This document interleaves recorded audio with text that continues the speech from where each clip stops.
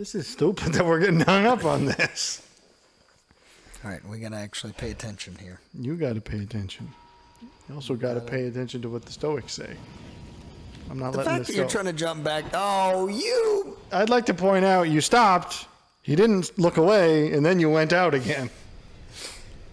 The fact that you're going to bring that up again just means you don't have any actual content. Well, no, you haven't. Okay, I answered your question, and then you just weren't happy with the answer. So what about the answer dissatisfies you? What answer? We moved on from that discussion, and we were Yeah, because you were basically like, I don't find it sufficient. And I was like, well, why? And then you never explained. What's your issue with it? With what? With Stoicism. You keep... I already said this, and you... I clearly wasn't listening. Wow. That makes me feel like this is going to be a productive use of my time. Well, I don't remember what you said. You kind of came across like you were just saying no. You might want to run. That was about as brisk. A brisk walking pace. You'd think he'd see these falling. I would wait, or I would jump. Why would you sneak? Why would you sneak? That won't help.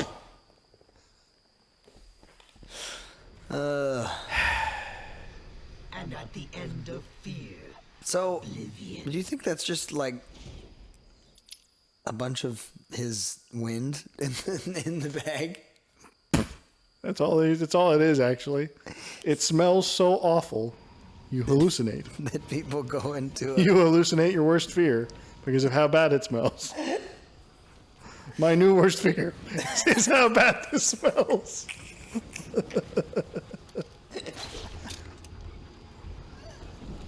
Oh, you son of a gun! I thought maybe I was sticking too far out to pull that down, but then I didn't. It didn't let me quit the animation. Use the bat claw to circumcise him and get this over with.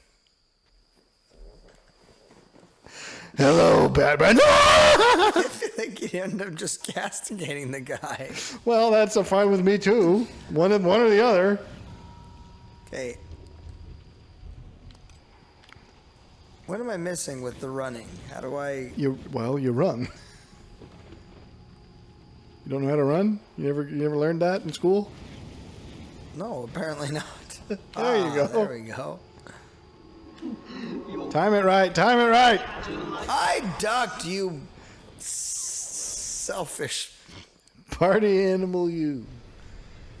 Now madness takes you forever.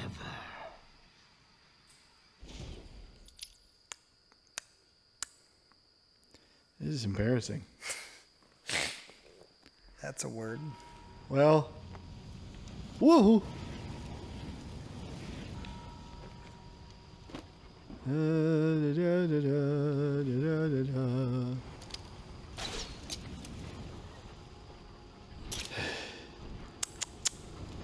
Okay.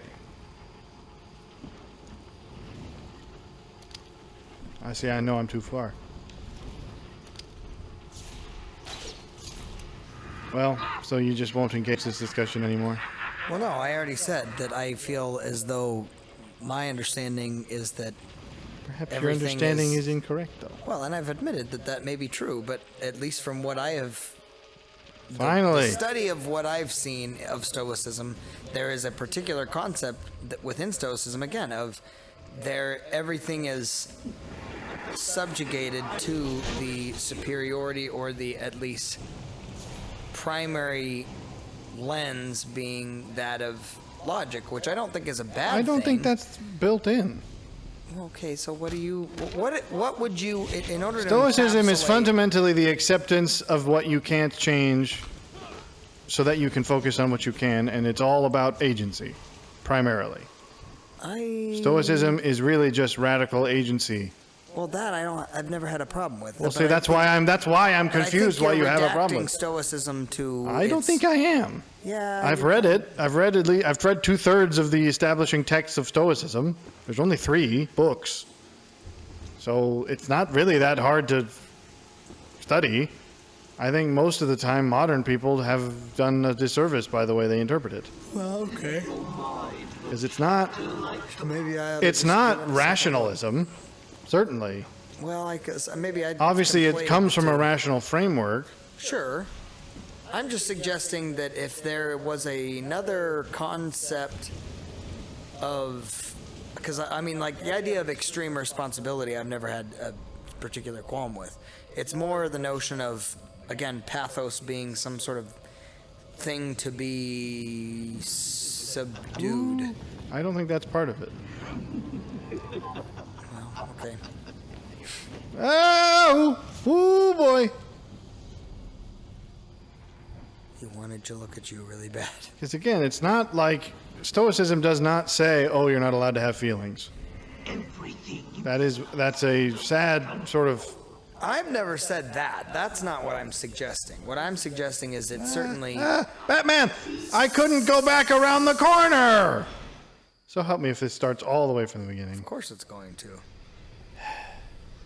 and Again, it's like I couldn't actually come back fast enough. Now eat his bag of wins.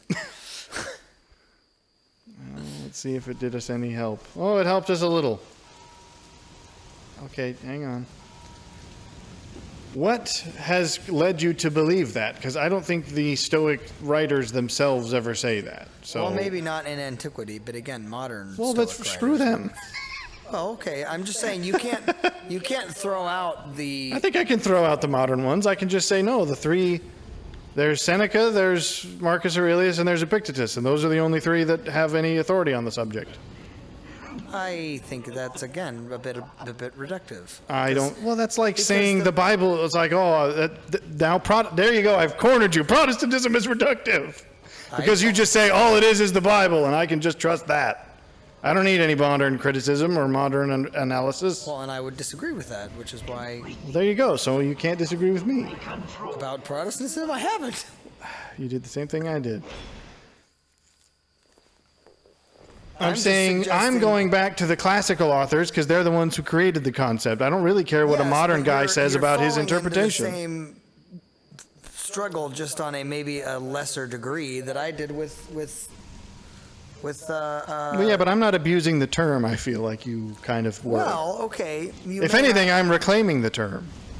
in the same way that I was talking about reclaiming sophism. Yeah, but the problem is it had that context in its day.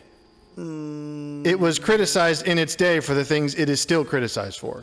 Stoicism's meaning has unfortunately changed due to dilution. Well, but that's what happens in modern context, and you Well, yeah, can't. but that you doesn't- certainly can't ignore the modern context. So if you can speak to it, sure. Well, and I again, don't- I say I'm. I more also than have willing not to met, admit I've that- never heard a Stoic, even a modern one, say it's about not feeling things. No, again, it's not about not feeling things. It's about, again, the fact that it has to be then understood through the framework of why am I feeling this, and if because the concept is I can't feel something until I choose to feel it. No. So therefore, No, that's not true. Well, you always are according to choosing. modern That's the point. stoicism, Get it's off the wall, Batman! micro-expression. Oh dear. You dumb son of a dead billionaire. I was on the wrong side, apparently. That was stupid. The point of Stoicism is you are always choosing to feel whether you recognize it or not. It's not that you can't feel it until you choose. You are always choosing even if you feel it. That's the point. Well, I agree, but so then why is micro-expression or there's something else? I've never heard these comments. Well, that these are is not part of the one ancient text. Oh, that was okay. funny. You froze in midair. He was like, hey, I swear he saluted him. Hi, old scarecrow. at the end of oblivion. So I think whoever I will you've look heard talk about it has been talking out their bum. Well, that may be I've true. never heard micro expressions brought into it at all.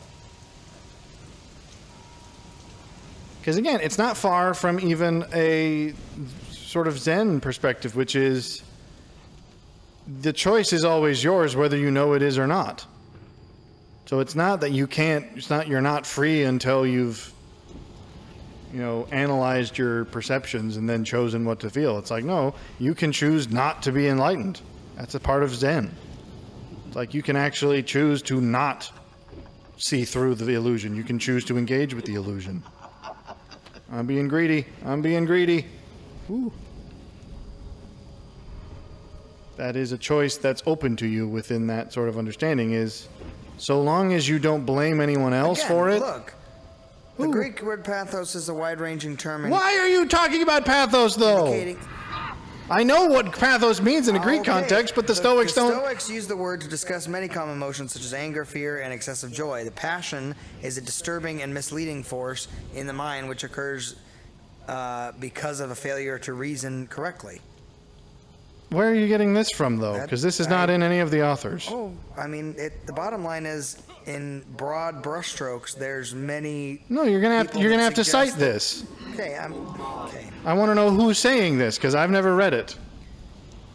So simply because that's how people interpret it doesn't... Encyclopedia of Philosophy that says Stoic ethics. The tremendous influence Stoicism has exerted on the ethical thought of Christianity. Let me see. I'm going down to... Come on, help me out. There we go. As we have seen, only virtue is good and choice-worthy, and its only opposite is vice, is bad, to be avoided during the Stoics' ethic. Yeah, this vast is... majority of people fail to understand this. Ordinary people habitually and wrongly judge various objects and events to be good or bad, and are in fact indifferent. The disposition to make... Let me see. The disposition to make a judgment disobedient to reason is the psychic... the psychic disturbance the Stoics call passion or pathos. Since passion is an impulse, a movement of the soul, which is excessive and contrary to reason, it is irrational and contrary to nature.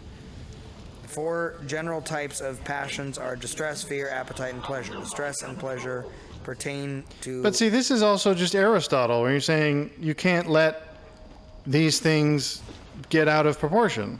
Well, again, I don't... I mean, hedonism is wrong, not because hedonism is wrong, but because it's a lack of... Well, no, but saying that's the point, is that's not even the Stoics' argument. That's just ancient Greek thought universally. Was that virtue was virtue regardless of your, momentary pleasures. But again, the Stoics take it a step further. And again, I think the fact that they may have used the word pathos, they're not using it in the same word as ethos, pathos, logos. They're just using that word as an umbrella category for any sensation not kept within the appropriate boundaries of reason and self-control being one of the cardinal virtues. Well, sure, but again, you're subjugating everything to reason. I think is a bit... I'm not doing that. I also don't think the Stoics were either. I just read that they were. Well, okay, but you're saying this, but where are they citing that? This is just an encyclopedia. Okay. I'm curious as to where this is coming from. I'm not going to try to go down that rabbit hole right this second, because the bottom line is there's many... I consider this to be at best a misinterpretation then. Well, okay. Because I don't find any of this in the source material. So I'm curious as to where this comes from. Because this sounds mostly like Stoicism with a whole bunch of Aristotelianism labeled with it. It's like, that's just the ancient Greek morality. Aristotle to be a Stoic? No. That's why I'm confused why they're conflating this, because that sounds a lot like just ancient Greek morality, which was virtue above all else.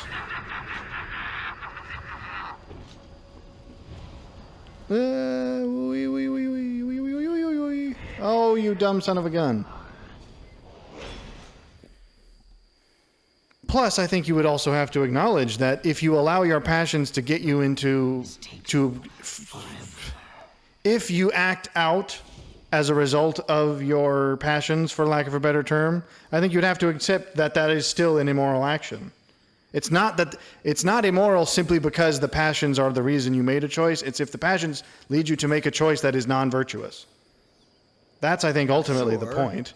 If I was to defend this, which I don't consider to necessarily be part and parcel of Stoicism, but even then, I think you could... I can conceive of a way in which to defend it from this perspective. I've died twice, so... Oh. Well, hang on. But I think you would have to accept, because again, even if we have to include this in a Stoic principle, it's not saying that you're not allowed to feel things, nor does it say you're not even allowed to make decisions on your feelings. It's just that you should not let your feelings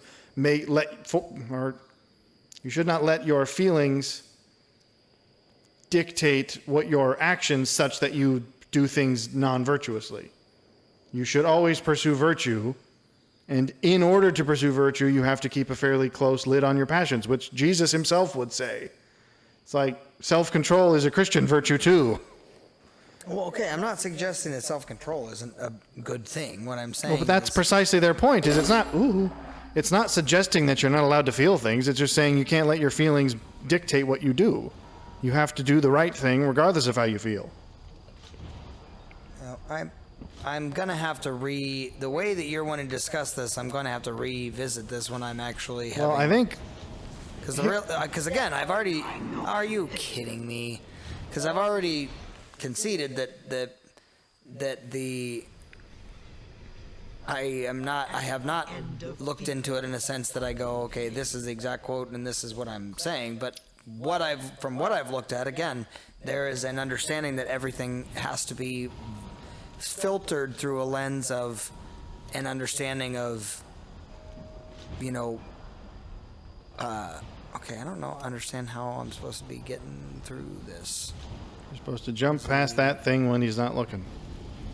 That's about as far as I've got with it. But see, in that point, I think you're just disagreeing with ancient Greek morality, because I don't think anything presented there was uniquely Stoic. That sounds an awful lot to me like just all ancient Greek morality. Was the idea it's that... not, again, purely morality. Emotions themselves are amoral, in my opinion. Now, they can divorced from contribute action, to- sure, but they rarely are divorced from action.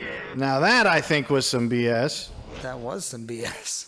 But so yes, you can feel whatever you want, provided you don't act on those feelings. And in order to not act on those feelings, what are you relying on? You're not relying on feelings. You're relying inevitably on logic. Then validate feelings is what I'm saying. Well, you're allowed to feel feelings. Yeah, Right, I don't of think that's course. in Stoic principles, that you're not allowed to feel feelings. You just can't act on feelings. I'm not suggesting that you shouldn't allow to feel. Or more specifically, even, you should not act on feelings that would lead to bad actions. Well, again, you're bringing it back to a moral code, and I'm not. Well, that's because everything they talked about was virtue, so it is a moral question.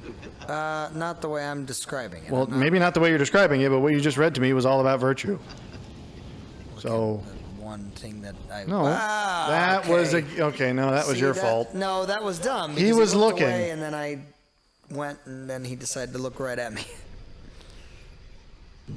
So if we're talking about the question of you have to act virtuously, that's again just an ancient Greek concept, regardless of the Stoics. It's not even purely a acting virtuously concept. That's what they said. So the thing you read to me was all about that. That's what I was hearing.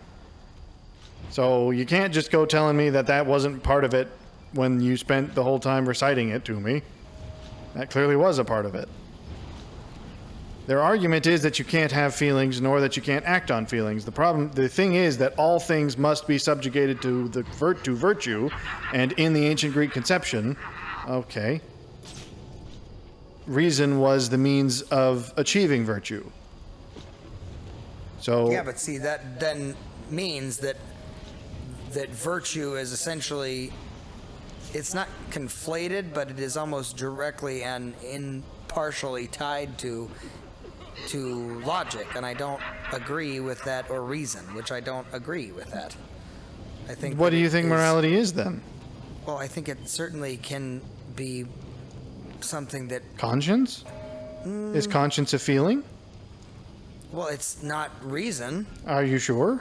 I am positive. How? Okay. Because to suggest that there are certain things that on a reason level don't make sense to man on a moral level, but yet the moral choice is something that's counter to reason. I think C.S. Lewis himself would disagree with this. Is that what C.S. Lewis would... No, in fact, morality is not a product of reason, but morality can certainly be understood via rationality. No, but this is again why the Enlightenment period was such a negative thing for the larger picture of ethics, because the reality is you cannot conflate reason with moral. That's not the case. I don't think that's what they're suggesting, though. No, but that's what you just suggested. No, that I'm saying are nearly inseparable. Which is I did not say nearly inseparable. I said one is a tool for understanding the other. The ancient Greeks would argue that virtue could be achieved through rational thought. And I don't. That's not to say that rational thought gives rise to virtue, but It's that not saying that in so many words. But I don't think it is saying that. They're saying that virtue is something you can understand through reason. Thomas Aquinas would agree with this. sure. So it's not to say that like morality is a byproduct of virtue, or other way around, that a virtue is a byproduct of reason. But morality isn't just dictates that we receive that we have to follow despite their non-rationality. The sort of Christian argument and the Stoic argument is that that morality can be understood via rationality, which is why man is a rational animal. So I don't think there is any intent to say that you can't, that reason alone, because what you'd be describing is basically rationalism, which is its own separate philosophy. Agreed. So the fact that that's its own separate philosophy would imply that that's not a core part of Stoic philosophy or any moral philosophy other than rationalism. I don't really want any of these other upgrades, to be perfectly honest. I guess, well, this always feels cheap buying the armor upgrade because it just makes the game easier. But I guess we got nothing else that I'm interested in. Are we done then? Have we done it? All right, yeah, I got to get to Zaz.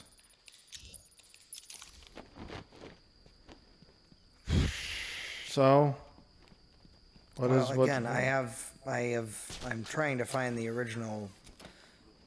You would list certainly in which agree. I think you would agree with the principle if you accepted. I think that the problem is you're suggesting that the body of my research is flawed, and I must actually respond to that because I can't respond in a sensible and cohesive manner by just saying I've moved what on. you're saying is well, but I have moved on to now actually address the claim. No, what I'm suggesting to you is it's not just the fact that to say that sophists don't believe what I'm saying is not sophists. To suggest that Stoics don't believe what I'm saying is well, regardless. Okay, but I've moved on from that. You can say that you don't believe that. No, I've moved on from that though because now I am addressing the claim whether the Stoics believe it or not, and which is what?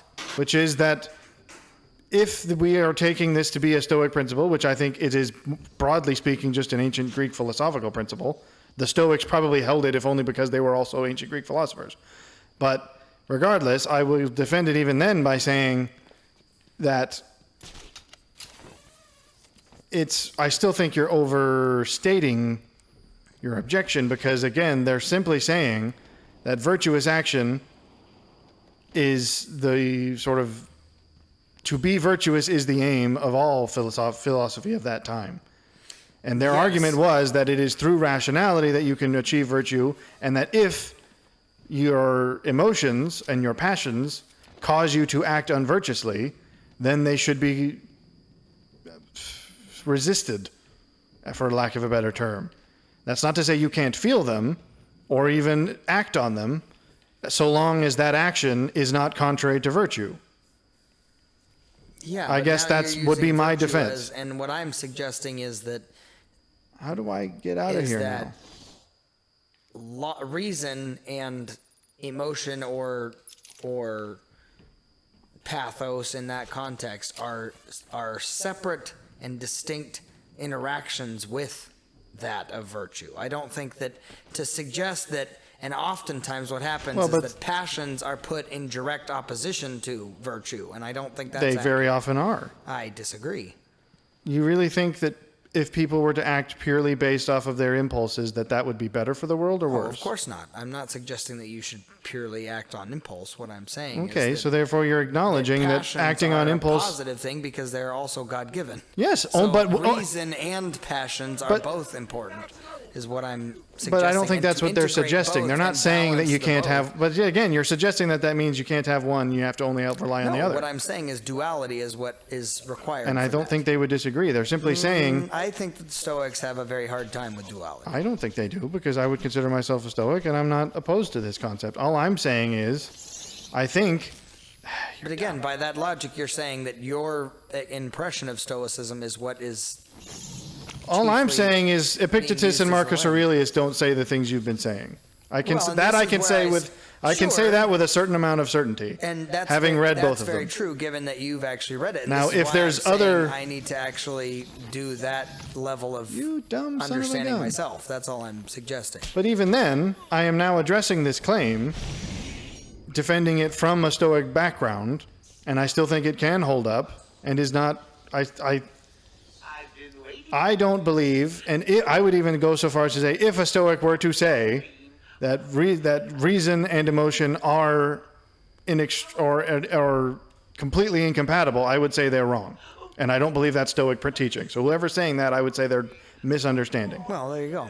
But defending the claim broadly, I do think it's correct to say that you have to subjugate your emotions to the higher virtuous instinct, because for sure. and that's what they're saying. That's not to say that emotions will always lead you astray, but simply that emotions can lead you astray, and thus they need to be subjugated, But they need which to be makes them subjugated secondary the to reason. to the virtuous instinct, not to purely the reason.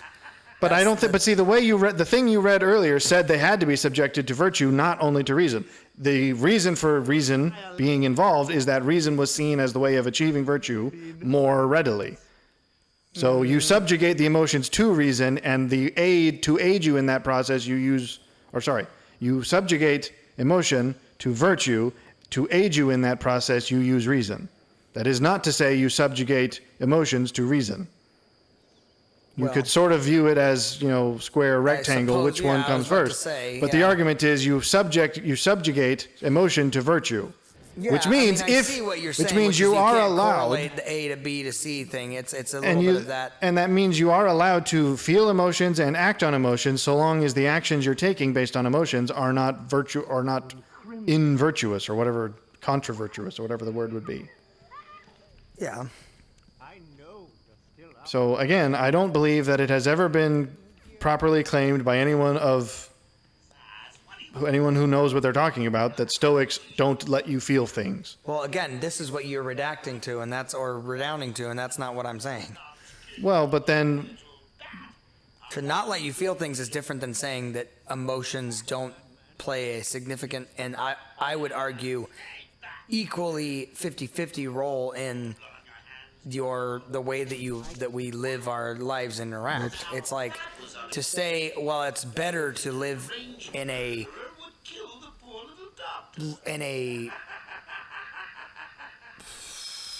chiefly reason-based, apparently I failed.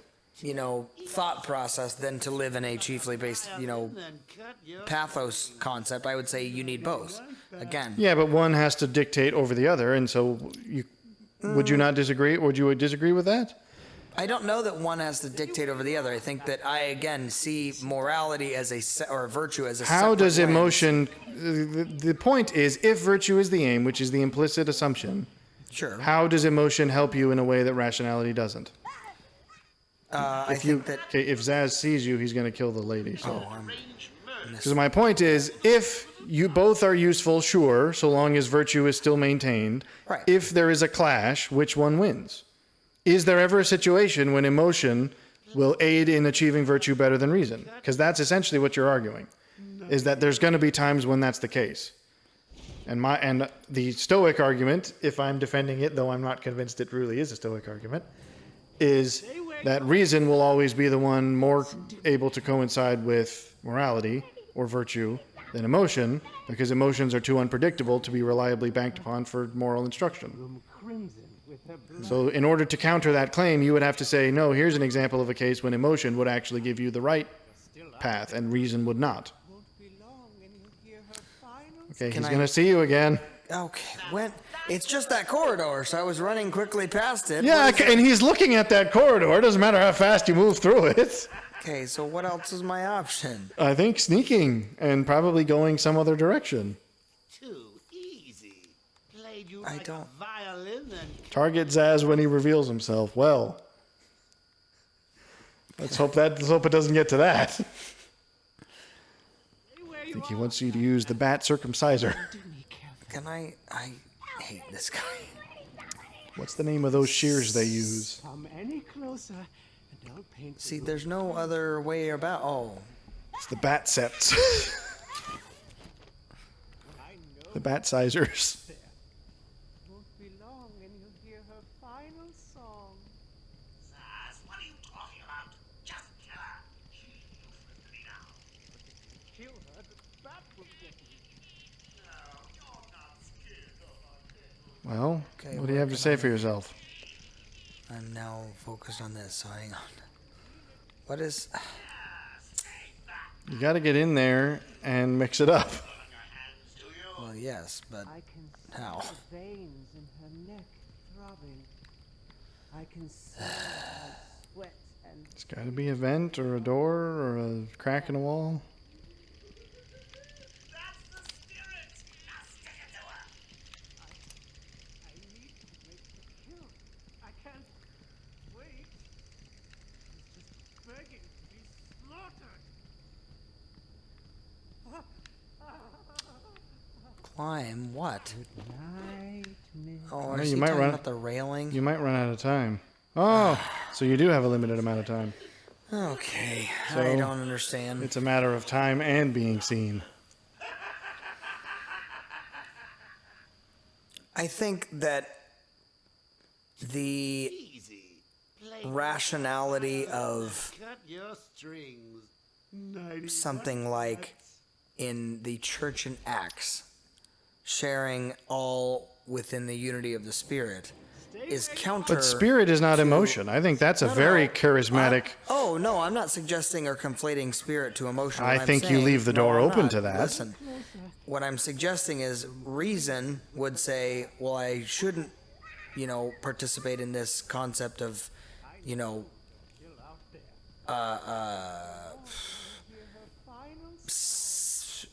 maybe even self-sacrificial kind of approach because it's not beneficial to me long term. What? in a- Whoa. Since But- when does reason revolve around selfishness? No, I'm not suggesting that either. What I'm saying is Hang on, Vince. there is reason would say I need this particular resource, and so it doesn't make sense for me to No, I don't think reason pool would say this that with either. others or whatever. Whereas emotion No, would- again, I think you're inserting selfishness for reason. No, I'm not. I'm saying that you would not disagree to say that reason has to include a degree of exacting, if you will, No, I would disagree to with say that that. Reason is not a zero-sum game. it can be. Not really, actually, to be honest. This is the argument Ayn Rand would make, which many people would misunderstand, is true rational self-interest, which she unfortunately chose the term selfishness for, which I think is the root of her downfall, is really just to say that only a narcissist would think that way. Only a narcissist would think, I'm out for myself, screw everyone else. Well, then there are an awful lot of narcissists in the world. Is all I'm going to say. I wouldn't even go that far because I think a lot of people aren't thinking truly like narcissists. They're just not thinking at all. Again, I'd I say a think lot of that's people are giving a being lot of driven people by a impulse. cop-out. crimson. But see, that's putting it chiefly on the onus of Okay, emotion. fine, but I maybe think that's not the truth. I think emotion. Okay, here's what I will say: emotions are far more likely to result in non-virtuous behavior than reason. Not to say that they're uniquely that way, because reason can be used to justify bad behavior, but I would say to do so is faulty reason. Now, I don't think you could easily say that to act non-virtuously out of emotion is bad emotion. Would you say that? Because I don't think you can say that. I think you can make the argument that to act selfishly, that's not the tool for that. Use the batarang, because that always hits. I used it for the other one. Well, you're clearly not using it for that one well. Okay, how do I get? I think I can make the argument, and many have made the argument, that it is bad reason to act non-virtuously. Whether you can justify it or Then how can not. you say that the But counter argument can't be made that it's bad emotion? To say that again. No, here's my okay, but scripturally, we have to how make would you? every How are thought you going to captive, quantify and so- emotion, such as to say that if your emotion leads you to behave in this way, that was bad emotion? Oh my Lord! What on earth is the issue? You have to get over there without him I'm seeing aware you. of what I'm supposed to be doing. I just don't understand how they're expecting me to do this. Well, when it's. I've I don't already think it's been- upstairs. Clearly, I think we've seen everything that's up there. Well, but that is where I am drawing significant. Well, get the detective vision then, because maybe Well, there's I a wall we suppose can maybe blow that's- open. I suppose that's probably true. I'm saying genuinely, because I think it doesn't make much sense to me, because this is not how we've ever described emotions, to say that if you act in a certain way because of an impulse you had, that was like bad emotion. Whereas you can, I think, say it's bad reason. Only because reason has been quantified. Again, No. there's Well, I mean, yes, but that's what reason is all about, is the ability to be quantified. Emotion is uniquely singular. You can't share emotions. I don't agree. Two can people can certainly feel share similar emotions. but they're not feeling the same emotion. It No, isn't but one they're emotion that they both There is feel. a collective emotion being experienced when I don't you think are that's in the a case. church service and you're having an Yeah, but you don't emotional know what response everyone's where you're- feeling. Well, okay. The minds of others are unsearchable. How do you know that they're feeling the same thing you are? What I'm suggesting is that there is a Select in the same Batarang. way of what? Oh, maybe we're not even supposed to avoid him. Maybe we're supposed to select a Batarang and smack him with it. I think we are. Oh, okay, this seems really stupid. Well, we've been misinterpreting this entire process.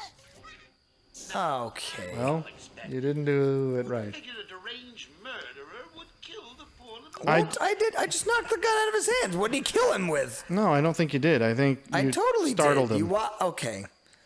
too easy. Clearly not, because he killed her. So I think he saw you and then stabbed the woman. So we're not sneaking around. I didn't realize we were actually supposed to face him head on. You are, Batman. Listen to me carefully. Help me! Please, somebody help me! Come any closer, and I'll paint the room crimson with her blood. The Multi-Batarang. emotion of Oh, okay. So he occasionally sticks his head out, and that's when you have to throw it. That wasn't made clear. he occasionally sticks his head up. Like when he's looking around, he'll occasionally stick his head out from behind her, and that's when you can hit him because a little icon appears. And then cut your string. So the argument we're making is you're trying to say that both reason and emotion can be used to behave virtuously. Listen to me carefully. And I guess that's all where. I'm saying is emotion can contribute. Yes, and that. But that means. alone. But what you're saying. But the argument that we've been If it discussing is the contributes at idea all, that when then- there is a conflict between the two, reason must win. That's the argument. I know. Now, the only counter to that No, argument I'm not is even arguing that. What I'm. no. That's what the argument is. That's what that claim was saying. What claim? Whatever these claims you were talking about reason being the thing that dominates emotion. The only, again, we've just said, so yeah, it's when he does that. The aim is virtue or acting virtuously. Reason is seen as the more reliable way to get there than emotion. So if you ever find a time when you are tempted to behave in a non-virtuous way because of an impulse or a passion or whatever, reason is the thing that restrains that. There you go. Now, I don't think the only way you could conceivably defeat this argument is to say, no, there's actually certain cases when reason would lead you to act unvirtuously and emotion is the thing that would restrain that. And that I don't think is as valid a claim. I think that's... Joker threatened There are very few times reason when would behaving suggest- out of emotion leads to a better result than behaving Well, but rationally. then here you would have something akin to, again, what happens in Equilibrium, where they decide. No, that emotion see, you keep needs jumping be to that. removed. No, I'm not. I'm not jumping to it. What It's I'm not that the suggesting is- emotions have to be removed. It's that when emotions are out of line, reason must be employed to bring them back. It is not that you can't have emotions. It's that emotions unchecked are a problem. But, okay, but ultimate reason. It's is- not. No. See again. It does not follow that because rationality has to be primary, that it has to be singular. Those are not the same argument. The argument is that when emotion is out of line, reason must be used to bring it back into line. That does not mean that emotion must be removed completely. Those are not the same argument. Would you not agree that those are not the same argument, or are you going to try to say that they are the same argument? No, I'm not suggesting that they're the same argument. What I'm saying is, I think that reason would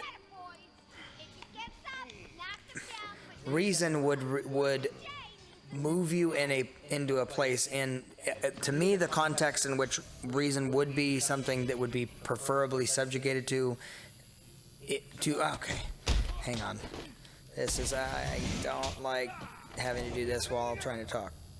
This is not ideal. You and your cape flare eat my cape. He ain't taking it. He won't take it at all.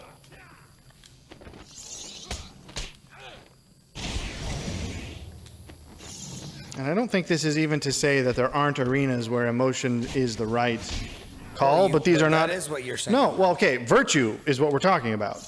And I think it's correct to say that acting morally is not usually going to coincide with acting on emotion. Now, there are times in life when morality is not in question. So yes, when you're having dinner with your wife, cold reason may not be the only recourse, and emotion might actually be the right tact in a given situation. But that's not a morals position. I don't agree. You caring for your wife by showing her emotion is a Okay, but here's my response to that. Rationally speaking, that is also a rational thing to do. Like, rationality is not always cold. Rationality, in fact, again, I'm going to cite Ayn Rand, rational self-interest means that you're actually an involved member of a community and you care about other people. Because only a narcissist is truly out for himself, and that almost, in fact, certainly always results in ostracization and ultimately you being worse off than you would be before. So caring about other people is actually rationally the better way to pursue your own betterment. So yes, being emotionally present with your wife is not only an emotional choice, that is also a rational choice. You can certainly make that claim.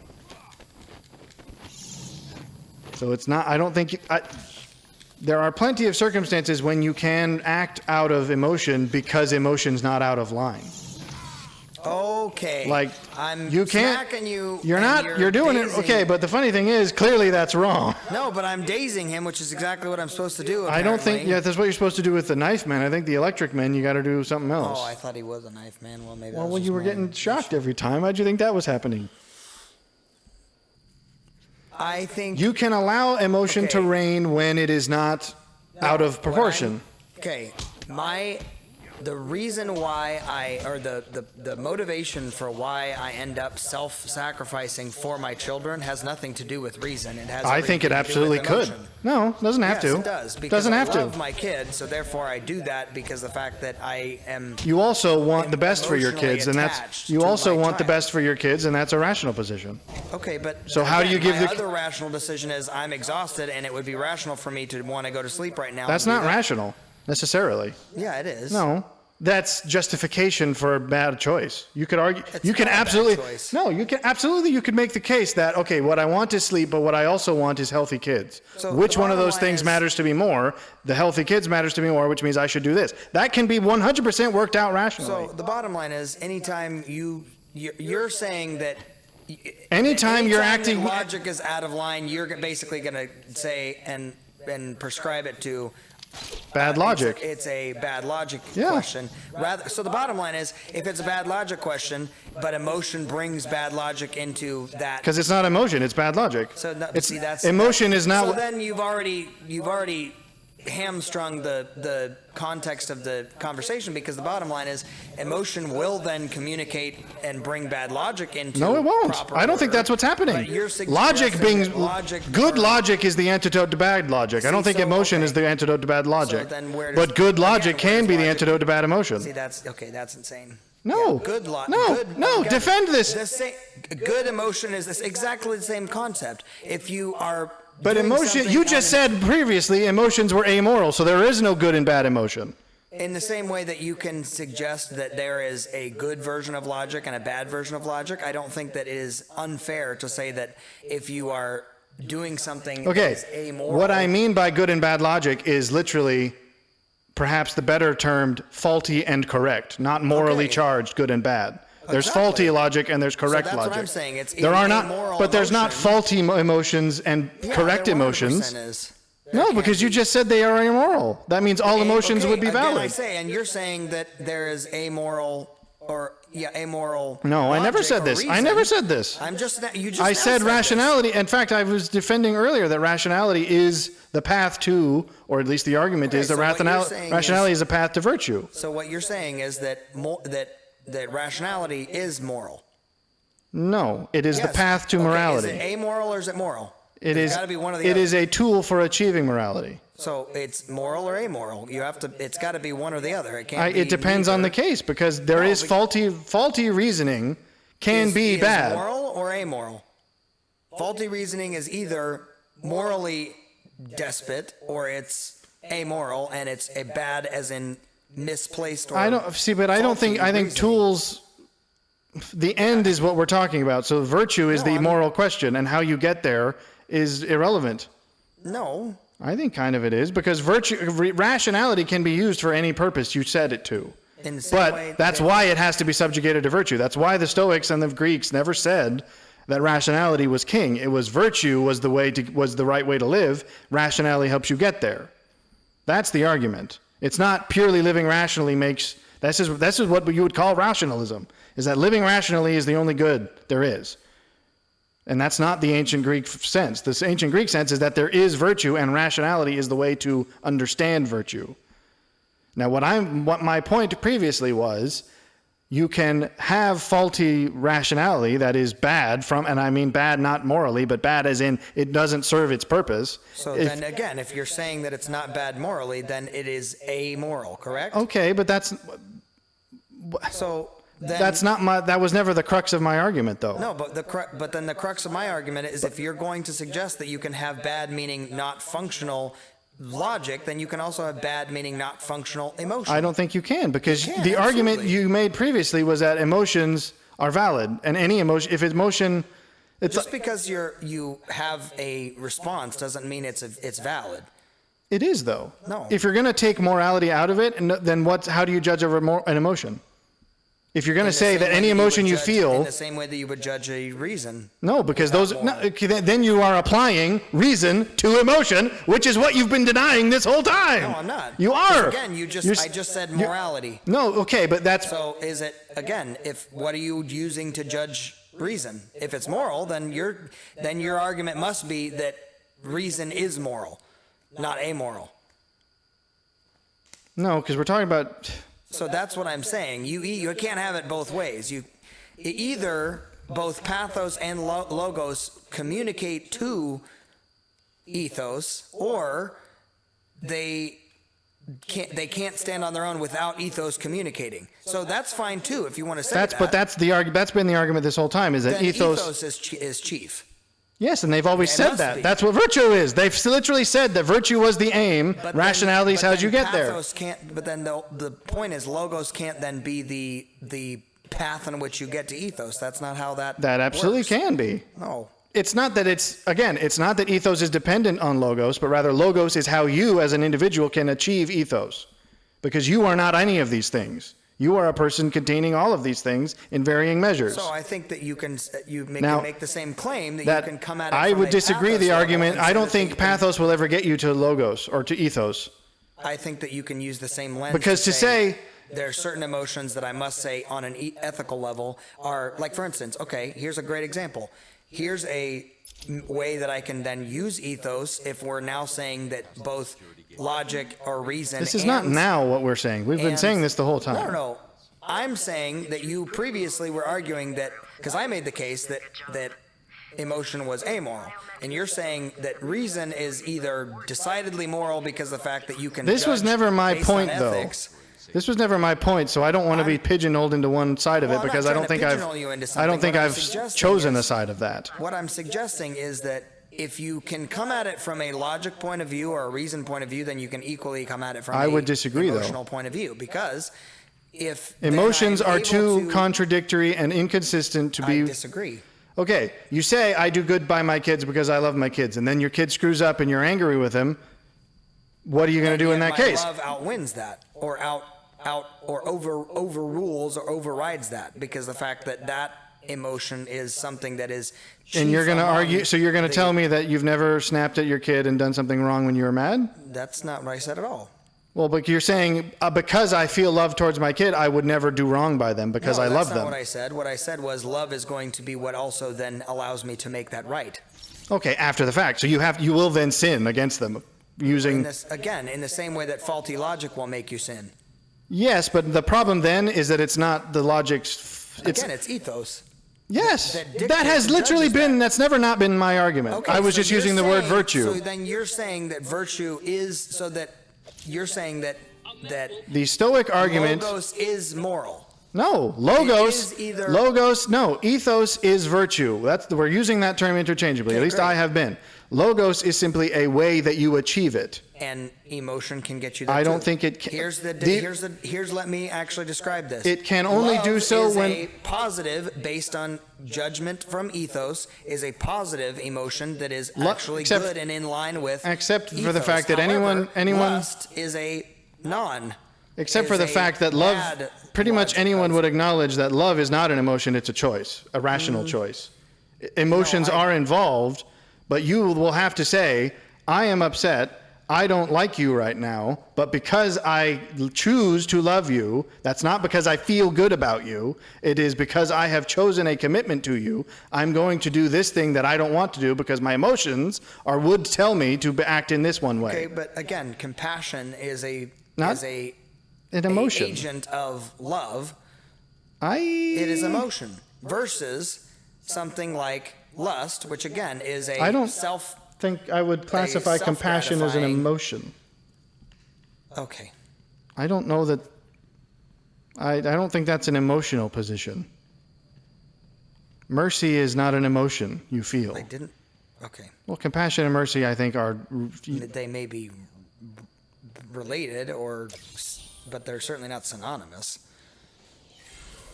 All I'm saying Compassion, is that but the thing is, to compassion suggest could that also ethos just as is- easily lead you to do something wrong. You could give mercy to someone who actually doesn't deserve it.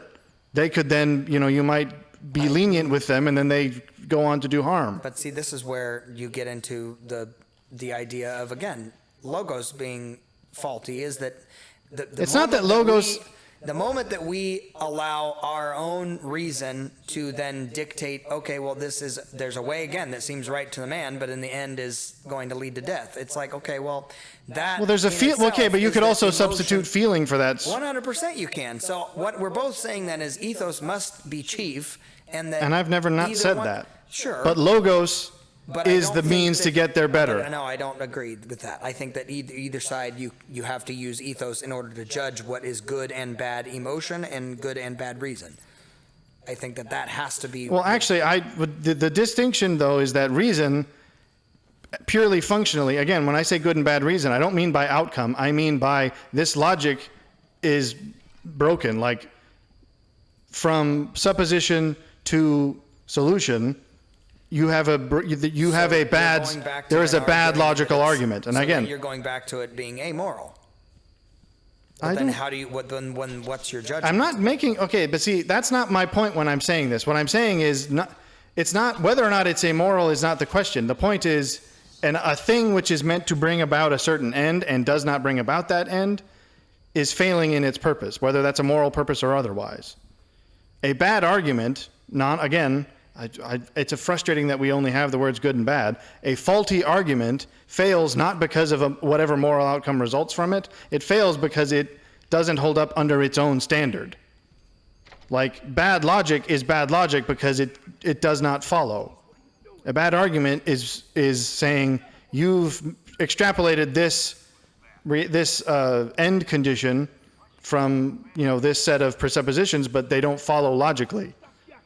So that's a bad argument on its own terms. Ethics doesn't have to get involved. Hello. Okay. So logic is in a unique position in that it has its own standards built into it, and emotions do not. It's not that they've been built in; it's that they've been built up. There's No, a distinction in that. no. I don't think that they're innate in logic. I think logic has. I do think logic is logic is self-contained in the same way that math is self-contained. I I think that It is that is the whole point of logic is A plus B equals C. You're saying from this set of suppositions, if this is the case, then this is the proper solution to this case. That is what an argument is set up to do. And a good argument follows a valid set of conclusions from one beginning to the end. And if you have a bad argument, then you are extrapolating more than the actual term, like the actual presuppositions will allow. Again, that means the logic is failing on its own standard. It is not that it's unethical, it's that it's by its own set of rules, the logic has failed. That's not logic's fault, that's your fault. You didn't apply logic correctly. That's the argument. Again, that side of reason and logic have been expounded upon, or even, I would argue, unpacked, if you want to say that it's innate, whereas emotions are just now becoming something that we are unpacking. I don't think it's... I don't think that's entirely correct. They are not devoid of good and bad in that their own framework is distinct from, reason. Okay, but here's the thing. Logic has a purpose. You'll agree with this. Sure, and so do emotions. What's the purpose of emotion? To interact with humankind in a way that is not cold and strictly... That's begging the question. No, it's not. Yes, you can't say that the purpose of emotions is to have emotions. What do you mean by not cold, other than emotional? Emotions can't exist for emotions. It's a way in which we have been designed to interact with one another. Again, love is not just strictly something that we... But see, love is actually, I think, theologically speaking, love is not an emotion. Love is simply an action. But it's also not purely a reason. It's a choice. Would we not argue that a choice is a rational outcome more than it is an emotional outcome? Again, so you're suggesting that what use or function are emotions? Okay, that is what I'm asking, because the fact is that logic has a purpose. So you can judge logic by whether or not it serves its purpose. Yes, Emotions, I think you're going to be hard pressed to prove that emotions have a purpose other than to have them. No, you're demonstrating my point, which is, again, that this line of thought that suggests that what is the purpose of emotions then? There to just be existent doesn't make any sense. What is their Why purpose? have them? That is exactly the question I'm asking. So then we're back again. Why have them? We're down to equilibrium, and we go, why have them? No. See, that's what. Okay, no. You will listen. No, you will. No, that is not the argument. It is the argument. No, listen. The question, why have a thing, is not the same thing as get rid of the thing. Those are not the same thing in the slightest. That must be made clear. Okay, fine. So then, why have this? The question is just we experience art. This is Chesterton's question about the fence. It's not. The question, why have the fence, is not the same thing as tear down the fence. Those are not the same thing. The question, why have the fence, may result in, this fence exists for a good reason, let's leave it up. But asking the question is not the same thing as tearing it down. Okay, so what I'm So I'm asking, why have emotions, and I'm asking you to... the faculty of being able to experience things like art and music and spirituality on a soul level that's devoid from, or even distinct from, I would say, distinct from the emotion of, or the experience of the spirit. Well, then everything you've said then, if I was to summarize that to a single succinct answer, I think the point of emotion is to experience them. The point of emotion is to allow us to actually, I suppose, process life in another means other than... That sounds like a fancy word of just saying experience them. Sure, great. Okay, so... But you can't experience with reason. Well, but see, that's my point. This is what I'm getting at, is reason within itself contains its own standard of judgment, I guess, for lack of a better term. Okay. Reason has a function which, if it does not serve, you can then say this is faulty reason. Emotions, if they exist purely to be experienced, cannot be judged that way. It's not about... The only faulty emotion by that definition is one that isn't experienced. No. Yes. Okay. It's one Well, that then you ex- just you that's just previously experience is agreed. negative. You just no. See, I did not Yes. say that the point of you never. That's what I'm saying. You did not say. Well, you didn't say it until just now, and I was not asking. Is the point of emotions to experience them positively? I said the purpose of emotions to simply experience them. No, I would say that obviously the point of emotion Now, this is also- purely going to a.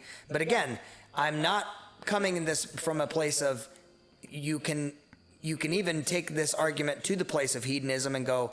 I'm not. I think you're on that path. No, I'm not, because what I'm not suggesting is that all emotions must be experienced. Because if you look at something That's like not lust, hedonism. they ultimately are a negative emotion, because they may. This would They imply that grief is a bad thing, and sometimes grief it's is a not. necessary and even positive it's a necessary and positive thing. I would thing. Okay, agree. so a negative emotion is not a faulty emotion. You No, previously that's did not say true. that. It is. A negative emotion is a faulty emotion. That Because the implies reality that is all lust okay, but is that something that eventually is a negative thing for your Okay, experience. no, what you said was a faulty is emotion not. is an emotion you experience negatively. Yes, I think we could all agree that the grief is not a negative emotion. it certainly is not. I wouldn't say that it is always positive. Because now you're going to have to argue what positive and negative means. Yeah, because because most again, people are going to associate process I feel is- happy with this emotion and I don't like having this Happiness is emotion. not the same thing as positive. Okay, but see Positive that's meaning for your benefit. How about that? For your benefit or for your detriment? that is better, I think.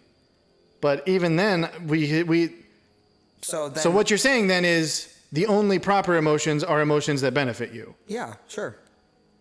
I think that is I think reality itself interjects in the sense of denying that claim. No, it's not a denial of that claim. Because Again, why then? But then here's the thing: we said why do emotions exist? The answer was to experience them. Yeah, Are we sticking with that answer?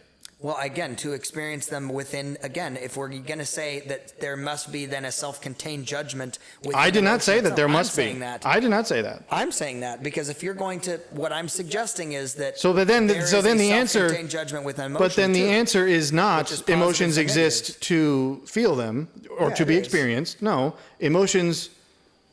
No, it isn't, because then any emotion you experience is fulfilling its purpose. You're saying it has to be experienced positively. Yes. Which means then the answer is emotions exist only for positive experience, not negative experience. I would argue that that's probably true on a God design level, sure.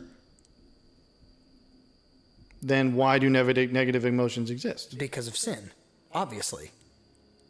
But this brings it down to, in the same context that why does negative reason exist is because of the fact that No, there because is faulty reason. reasoning. Then ethos then becomes a Because natural outsourcing. The issue that we're having is I don't think your claims about what emotion is for, you're going to have to defend them. I just did. Well, no, To say that it's your positive defense is is a fairly bit good- your defense relies too much on pragmatism for my taste, Well, which okay. is we judge it by its outcome. It's not about its outcome. It is, because I mean, if you it's an experience end what result, your sure. argument is that only positive experience is valid, and therefore an emotion can't be judged until you know what its outcome is. Well, And mean, I think that there's a relies too degree of much. that. That's too much. Whereas I would say reason does not matter on outcome. Because my argument was with But you must reason. but the process must be finished within reason in order to actually get to the. No, because you don't judge reason by its outcome. You judge reason by its own internal consistencies. If the what I'm argument, saying is it does the not matter what the consistencies- result of the argument is if every step along the way is valid. But the consistencies must actually reach their course before you can actually look at them and see what the consistencies are. In other words, if I begin a logical strain, I have to actually fully parse that out or see that to its end result. But in it's order to see but whether what it's that's faulty or end. not. No, because Yes. you can tell that from this supposition that conclusion does not follow. You can see that immediately. Yes, but that's because of the fact that that's the immediate point in which it becomes a bad or a negative, or what did you call it, a faulty logic or reason. In the same way that the minute that there's a negative experience associated with a particular this is emotion, too I go, well, at Epicurean this for point- my tastes. Well, okay. Because this is sounding very Epicurean, where it's basically quasi-hedonism, where it's like, okay, not positive quasi- experience. Well, even if you want to redefine positive experience not as simply pleasurable experience, but experiences yeah, that result in growth. That's an important still, distinction, in my opinion. Maybe it is, but it's still on that path of saying, I would agree with you that that's fairly pragmatic, but it's not specifically Epicureanism, I believe, because I would agree that Epicureanism is a bit of what? Okay, Epicureanism is a bit of a, again, under the guise of Epicureanism, many hedonists will hide. and I think they'll hide in your arguments, to be honest, because I actually would be far more comfortable with the simple statement that emotions exist to be experienced, because I think trying to quantify whether or not an But then emotion they results they in must be positive or subjugated negative. to logic, and I don't submit to that. That's Well, what but I'm see saying. now, but that's what I mean by begging the question earlier. Is you're saying you're forming this argument not on its own principles, but by the end you want to achieve. No, it's not about the You're end saying I'm wanting to you're achieve. saying It's about if the I fact that- accept that that's the definition of emotion, then I would have to accept that they'd have to be subjected to logic, and because I don't want to do that, I have to change my It's not definition. about the fact that I want to do that. It's because I disagree with the sentiment that they don't stand on their own. Because in the same way that I think that logic either But is you're starting your moral- argument with the end in mind, and that's No, I'm not. but I'm not saying- great practice. No, what I'm suggesting is that what I started with the end in mind is that, or what I started with is not the end. It is the fact that I believe ethos, pathos, and logos are all distinct and interactionary, not Well, directly tied to one another. Meaning, first that, of all, they are distinct and interactionary, and that can also be true by one being dominant over the other. and I don't suggest that one is dominant over the other. What I think is that ethos is chiefly the judge of the others. Either that is the truth, and that is what we create, how we create. Hey, this is a bad logical argument, or a because the idea. But see, I don't think ethos is required for judging logos. And then I would suggest that there is a way in which that we can frame a emotion as well without ethos as well. And again, that's as the positive and negatives. But I the think growth.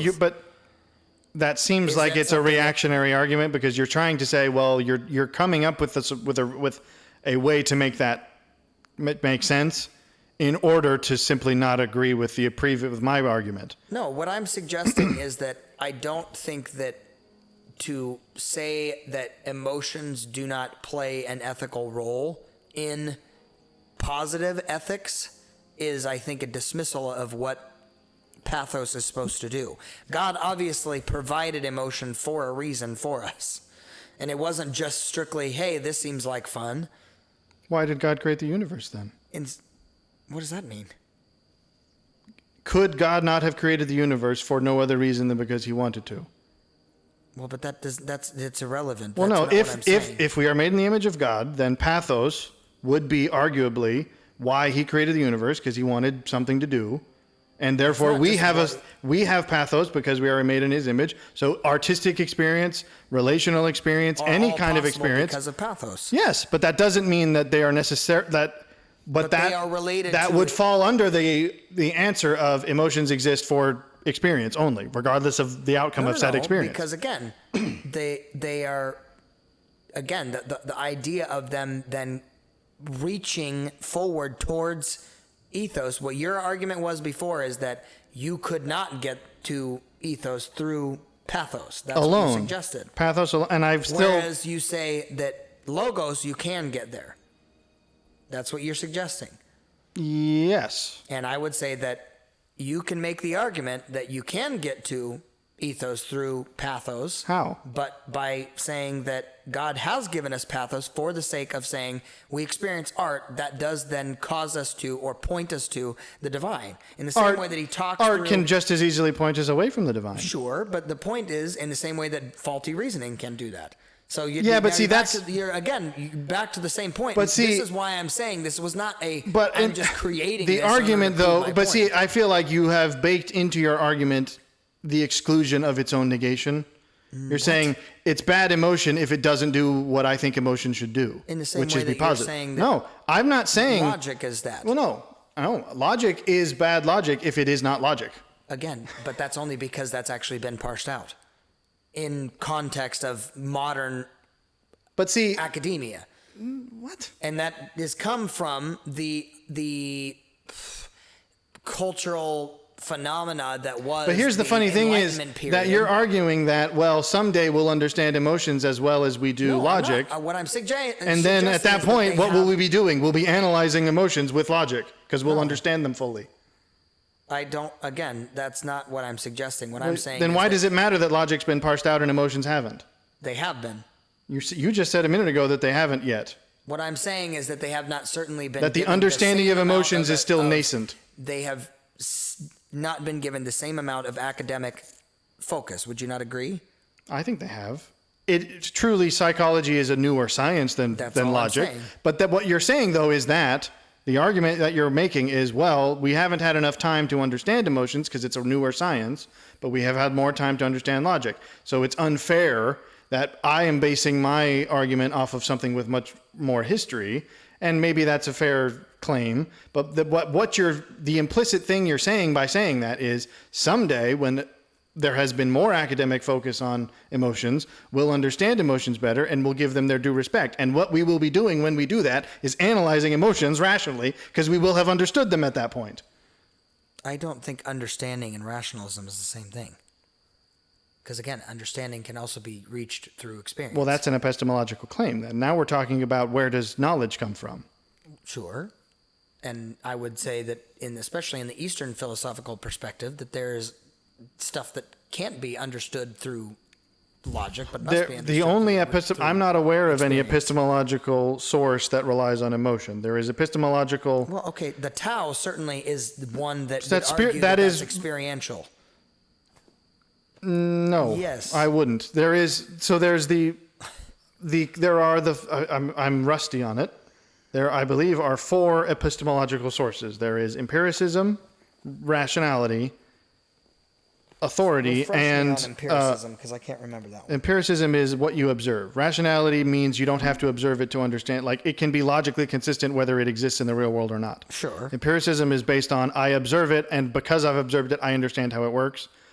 Authority is a dubious one. It's essentially saying I gain knowledge by being given knowledge by other people, Which is, yeah. which is sketchy at times. And then there is the last one, which I guess I forget what they call it, but it's sort of like essentially divine, the argument that you can achieve knowledge through revelation. But that's an experiential thing. That's But the strictly experiential, through I don't think passive experiential and habits. emotions are not the same thing because you also experience senses. Empiricism would also then be experiential because it's through what you observe. No, five Yes. senses is distinct, in my opinion, from experience. No, your senses are your experience. Now, that's not to say your senses are your only experiences, but your senses fall under experience. What you see is something happening to your brain. It is And how you process it is through emotion. no, not universally, nor singularly.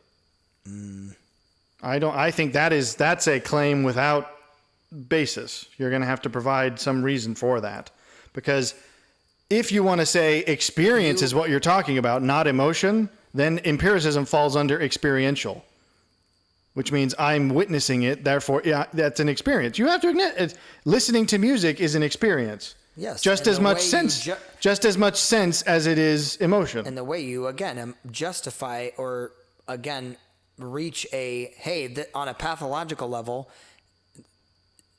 that's not the word. I don't think it is. What is it? What would it be? The path? I don't know. Pathos? Pathology? I guess that does sound like that, but it's pathological. I don't know. That there is a positive takeaway or experience achieved or a negative one. Why But see is now, it that we what say, does positive? again, But then the terms positive, negative are pulling way too much weight, and they're too not. vague. What do they mean? What does Again. a positive experience do, and how is it distinct from a negative experience? Other than, it contributes to your well-being. and how? Okay, how do you define well-being? You're going down the Again, atheist growth. rabbit trail of No, I'm what's not. well-being. Because the atheists would say, well, we know how we have science. We know what makes human beings function well. So that's morality. And the fact of the matter is, why would human beings functioning well be morality? That's an assumption. So what is well-being? And why is it better than not well-being? Because This is a faith-based claim as it is. You're going to have to explain why it's preferable. Of course, everything is a faith-based claim. Well, okay, but so then you're saying, but even then, you haven't described what well-being is. You're just saying that it's preferable to not well-being, which is a faith-based. What I'm suggesting is that well-being is God-given by the divine. So well-being would arguably be something that is intended for by design.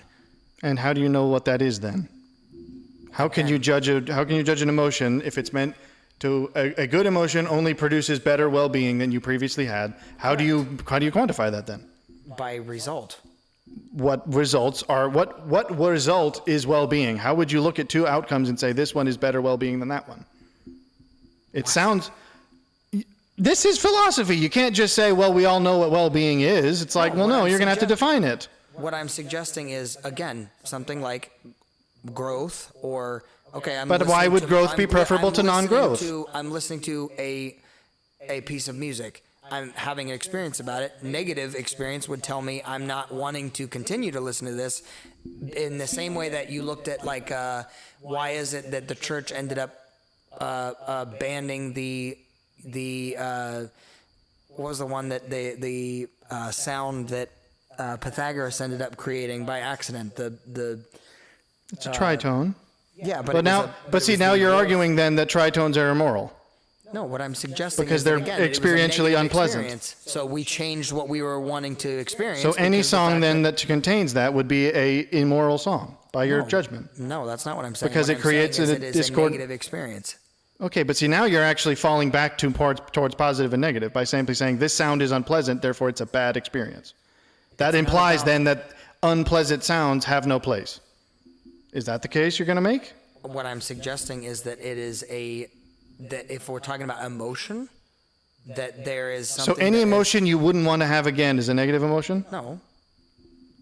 That's not inherently true. Well then, okay. There are certain This is why emotions this that are is the still issue. Contributory to, again, your Well then describing. betterment. Okay, but then describing them as unpleasant isn't the right way to describe Okay, it. so Then again, for your betterment, in that you either And are what is betterment?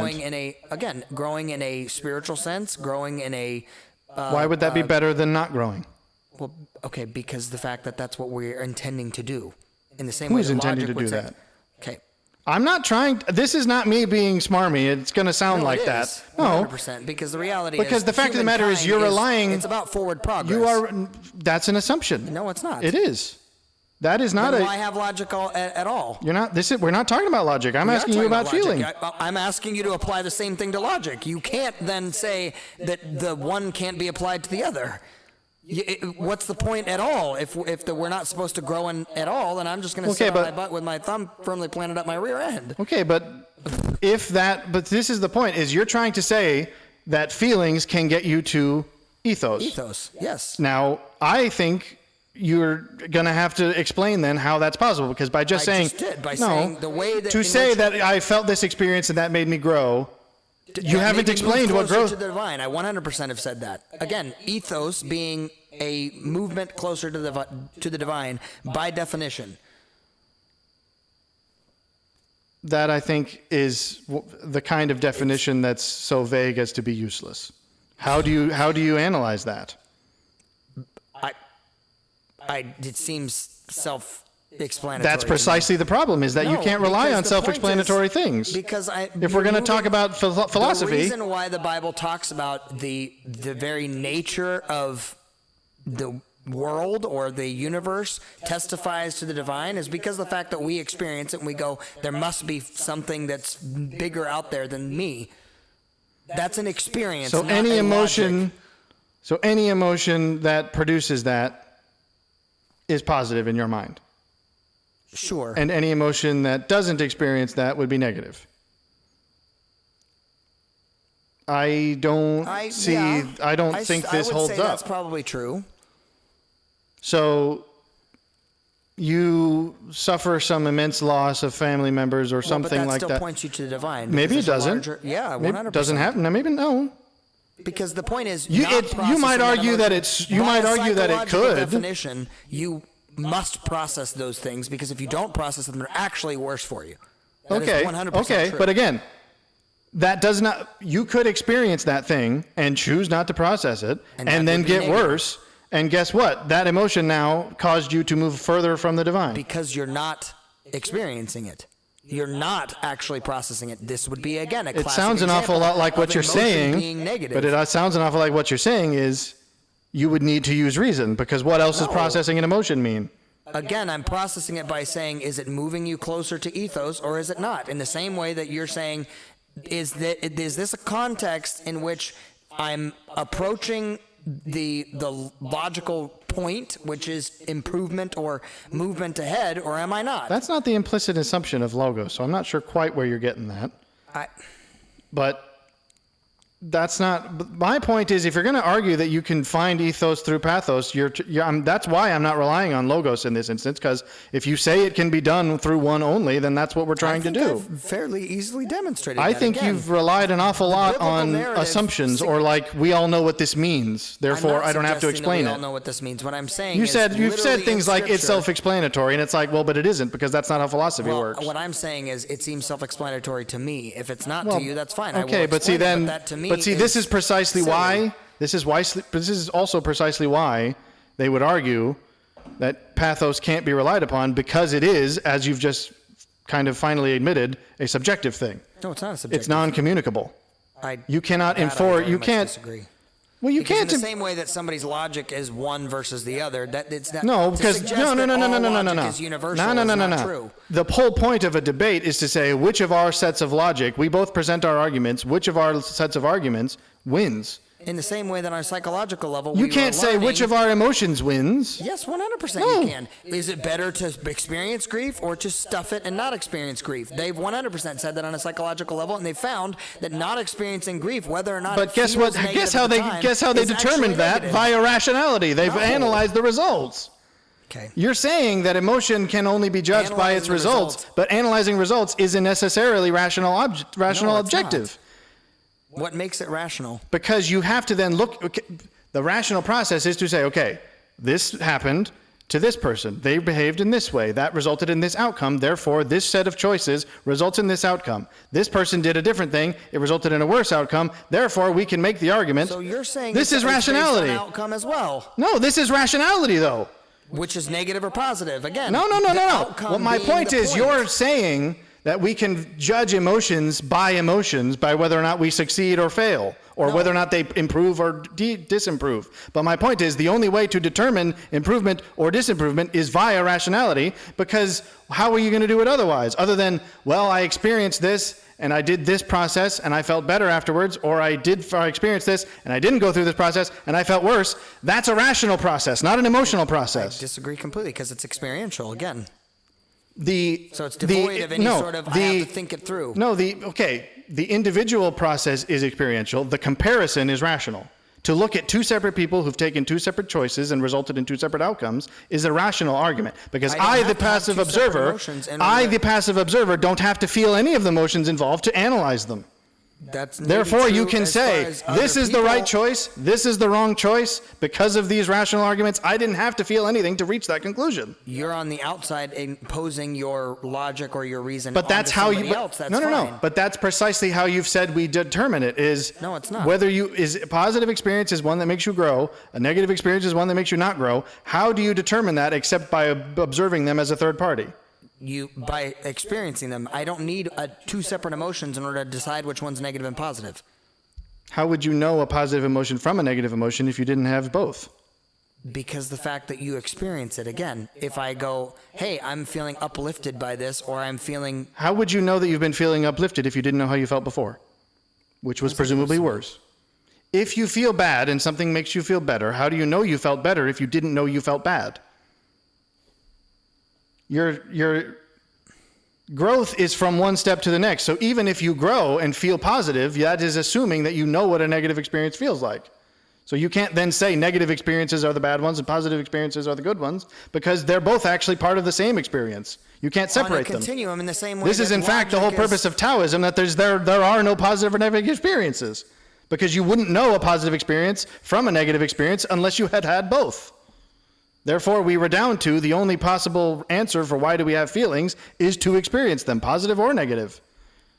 And if that's the case, then we have to say that if they can't make judgments on their own, the only way to make the judgments is with logic. Yeah. Okay. To say that because I feel closer to the divine after this, it's like, well, that's subjective. It's not, actually. It is, because someone who also experienced the same thing might feel further from the divine, and you can't tell them that they're wrong because that was their experience. They haven't experienced what you experienced. So how can you tell them that they're experiencing it wrong because they don't know your experience? This is why pathos is incommunicable. Logic is communicable because two people might have two sets of arguments and they clash, and the right set of arguments, that is to say the ones that maintain their internal consistency, are the ones that defeat the others. It's not incommunicable because the reality is communication, and again, as I look at even in its early stages, psychology, there are consistencies across the board within emotion. 100%. That's not what communicability means. What communicability means You is... just said consistency of a result. That isn't what I said at all. What I said was, you might say, I felt this experience, and as a result, I feel subjectively closer to the divine. Okay, valid within your case. Someone experiences the same experience that you did, or the same stimulus, let's say.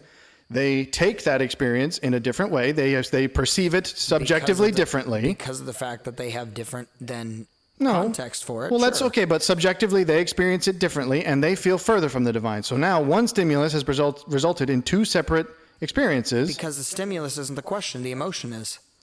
Two people are going to have different responses or emotions and experiences based on the fact that their results are going to be different. But, okay. That's literally something that even goes beyond just nurture. It's a nature question, too.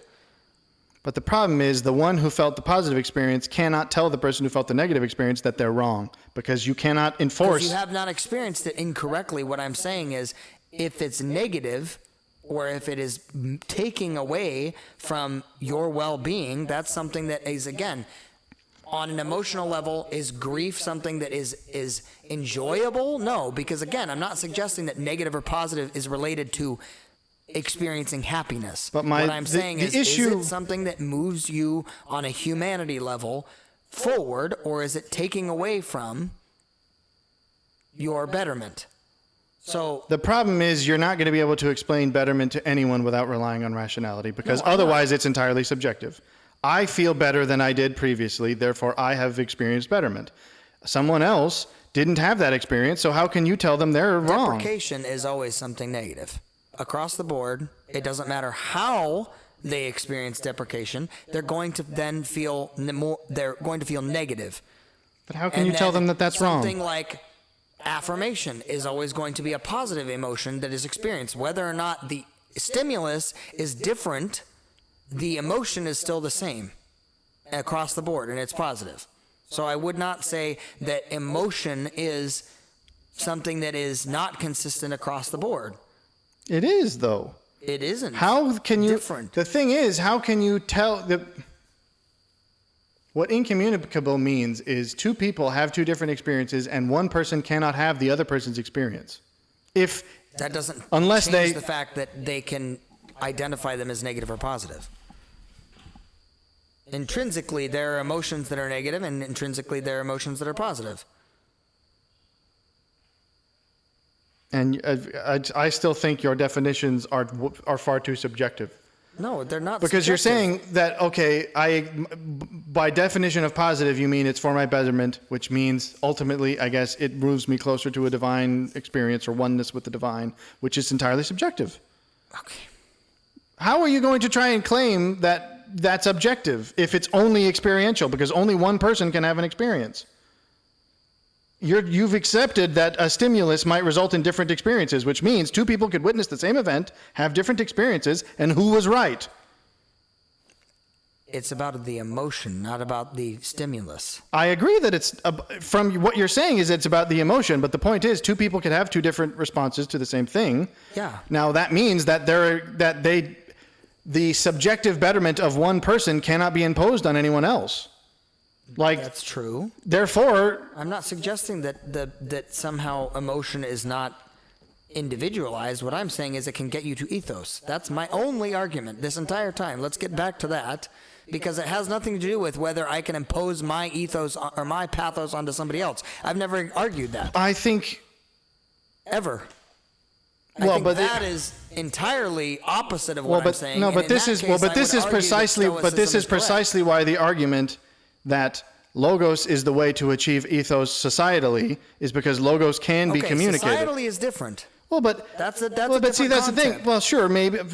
I suppose we could make that and go down that rabbit trail next. But I'm saying that's the reason why That's not you'd a say rabbit trail. That's logos a chief logos can be difference. communicated. Thus, it is the better way to achieve But- ethos but- because it's the only way that can be consistent across multiple people. Okay, Because that's a- otherwise, you're entirely reliant on my own So personal this experience. may be How do the you know you're rub. not mad then? This may be the rub this entire time, is that I have not been suggesting that on a societal, I don't disagree with the concept that on a societal level that reason has a better frame for communicating that on a cultural level. Here's a question. I don't disagree with that. Here's a question. I have no problem in admitting that. But what Someone I'm saying is, who is truly depraved can revel in negative experience because it distances. You might say it distances them from the divine, and a properly adjusted person would experience that as negative, but a not well-adjusted person might actually experience that as positive. Someone who is truly depraved, who's lost all moral compass, their experience would tell them, I am actually moving closer towards because their moral compass has flipped, what they perceive as upward mobility is actually downward mobility. So they could be pursuing experiences that are, by your definition, negative, but because of their warped frame of reference, they view them as positive. but it's warped. Okay, but then this is the crux of it, is how could you convince that person that their perception is warped? Therefore, the only way to get them back towards the correct ethic is by non-experiential means. If their perceptions of morality are warped, which because we are fallen, everyone's is to a varying degree, that's why you can't rely on a subjective frame of reference. Because how do you know that the moral betterment you're perceiving is actually moral betterment? Because your compass may be off. All you're perceiving is, I'm closer to what I think is right, not what may actually be right. That's why logos is necessary, because logos is communicable, so you can then say, hey, you think because of your own subjective experience you're on the right path, but you are actually not on the right path because of logic being communicable across multiple people, and logic, if you're conceding that logic can point towards the ethos, because I've it's never said it. non-subjective. Yeah, of course, I've never Therefore, said it can't. but now we're saying the only way pathos can lead towards the ethos is with a well-adjusted individual who knows what the ethos is. And that's, I think, a big claim, considering that we are all fallen. So someone who is askew and we are all askew to varying degrees, they might perceive subjective betterment towards something that is actually not for them, but because their perspective is skewed, they perceive it as betterment when it's That may be not. true, but the bottom line is, again, Therefore, how can you pathos tell is them contributory to reaching ethos? That's all I'm saying. only if the person doing the experiencing you're talking about is already aimed at the ethos, that's begging the question from the outset. How do you know that they are that? No, it's not. It's not. It is, it's not because demanding that. you're because the point acknowledging is- that a person could be so warped that their subjective experience But I'm seems also- like positive emotion when it's actually negative by your but own I'm framework. also saying that there are people that are incredibly warped and reach the divine or end up having an experience because of art, because of whatever it may be, and end up going, this is something I need to pursue. That actually is their initial experience with the divine. And then they end up pursuing it maybe on a logic level later. But the bottom line is their initial experience to point them forward towards the divine was a pathos level experience. It may not be. That 100% has and does happen. I think that is an exception rather than the rule, because that's not them finding the ethos, that's the ethos finding them. Paul Through pathos. No. Yes. Through divine intervention, which I think subverts all of our arguments. If God chooses to come to earth and say, I'm grabbing you, it doesn't matter whether that's through logic or emotion. That's just God's will. But what I'm suggesting is emotion is contributory. That's always what I've been Only suggesting. if that presupposes that the person is aimed in the right direction. I don't. Because they're subject. There are people that are aimed in the wrong direction that then have experiences that point them to the ethos, that are pathos. I don't think that's correct. I don't think that that's verifiable or definable because what you've said. 100% able No, to be because I don't think it is. You're gonna have to substantiate it to do that. That literally came to faith because of the fact that they saw a picture of Jesus that was drawn by a girl who she feels like has had basically a prophetic. And you know that vision person's moral compass was askew before they saw that? Yes, because they were not serving the Lord before then. That's That's not askew. That's a big definition of askew. No, because it's not. Okay, a Satanist would be my definition of like 180-degree inversion. From your perspective, what they perceive as a positive emotion is really a negative emotion. It's distancing them from the divine. They experience it as positive because their compass is 100% flipped. And there are people who you can't deny, there's people that have that level of perversion in their mind. Okay. So that, by your definition, your subjective experiential way of saying I perceive betterment because it moves me closer to the divine, that only works if what your perspective of the divine is accurate.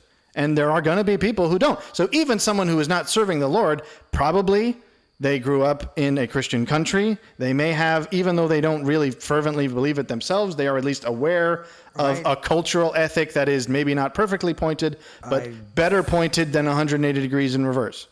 You know, the average atheistic American still has a lot more. I'm not talking about Americans. Christian ethic in them. There are Muslims that have literally come to faith recently simply by having an experience. That's not the same thing as being Satanists. They still believe in a God. They would even potentially claim that it's the same God. Their compass, I would say, is askew, but it's not totally diametrically opposed. Okay, Satanists aren't diametrically opposed either. What they literally say No, they are. Okay, I don't agree. There are branches of Satanism, so I suppose we have to define it. But the one that I'm referring to is, like, I forget the name for it, but it is God and Satan both exist, but Satan was actually the good guy. That is the same framework. Of the idea of freedom and all this other stuff. Well, yeah, but that's the same framework. It's just you've turned the compass. So everything Satan says was right. Everything God does is wrong. So moving further from God, in their perspective, is good. Now, from your perspective, that would be a negative emotion. In their perspective, it's a positive emotion. And therefore, I still would suggest that they could experience an emotion that then ends up turning that table. But then but this is the issue with a subjective reference point, is what you're saying is, if the compass is not fixed and every judgment we're making is up or down on the compass, but the compass itself isn't fixed, then this is a useless thing, because if the compass isn't fixed, then we can't determine up or down. I mean, yes, we can determine up or down, but what does it matter up or down if the compass isn't fixed? Because for all we know, up or down really is left and right, because the compass could be perfectly flat. It has to be oriented towards the right thing already for you to be able to accurately describe positive or negative growth. Only if it's pointed correctly can you make that determination. How then do you know whether it's pointed correctly? That's the issue. I don't think you arrive at that solely with reason, though. That's the point. Okay, well, maybe fair enough. You might say it's not only reason, but you have to accept that it's not pathos then. What I'm saying is it's neither singular on either side.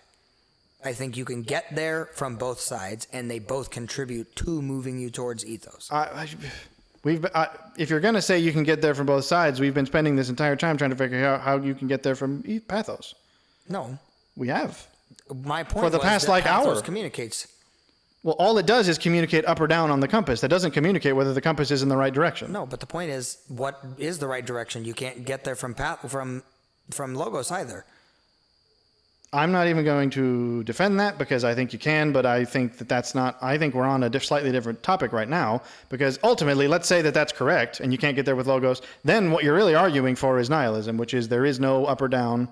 We don't know where we're going, but all we have is subjective experience. No, what we have is faith. That's, again, we come back to, that's a must. That's something that requires, no matter what logic or train of thought you're on, that is a must.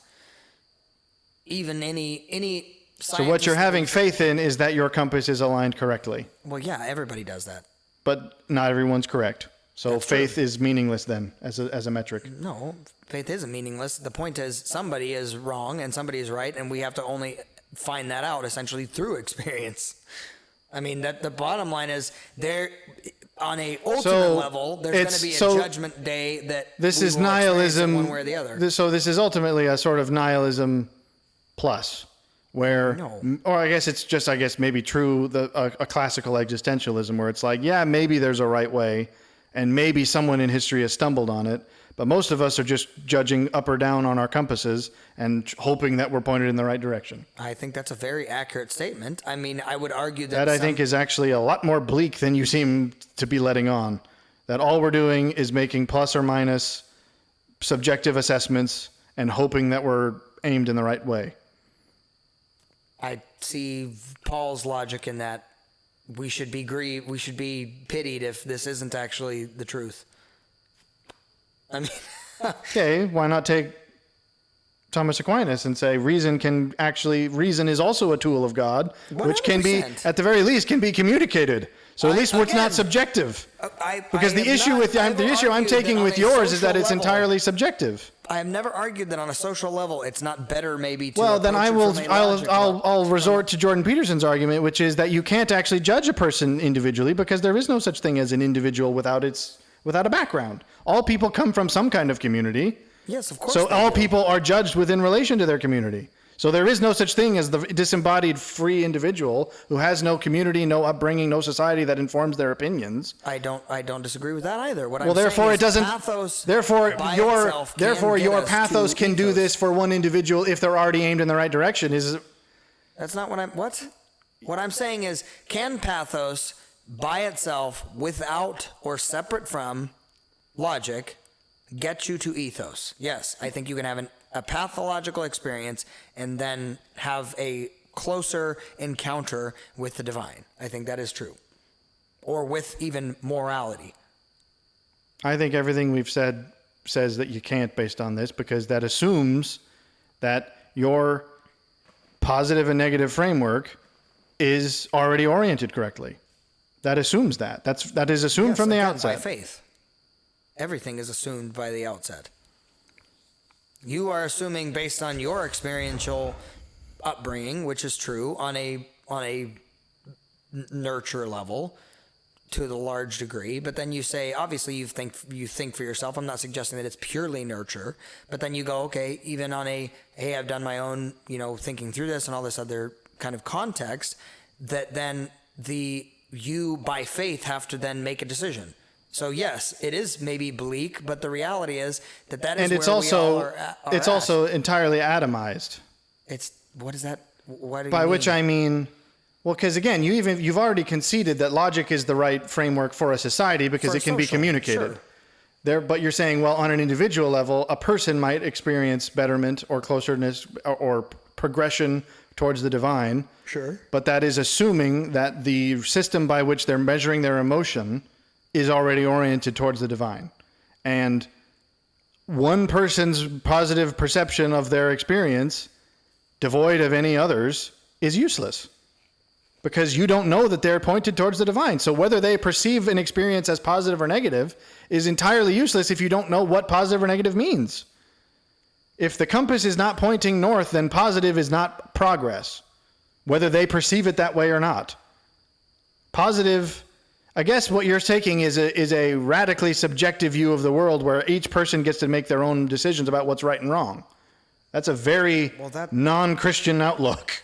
That you just I've get to make said it up, and maybe you're wrong, but you have no way of knowing, so just slap on the bum and there you go, chap. No, of course. What I'm suggesting is that from my perspective, because of the fact that I choose to have faith in a scripturalized, hey, this is the inerrant word of God, but that is, again, requiring that I trust that on faith and faith alone. That is all I have. Morality cannot be demonstrated barring faith. Because otherwise it's just a sociological argument about deviance. And that's completely different.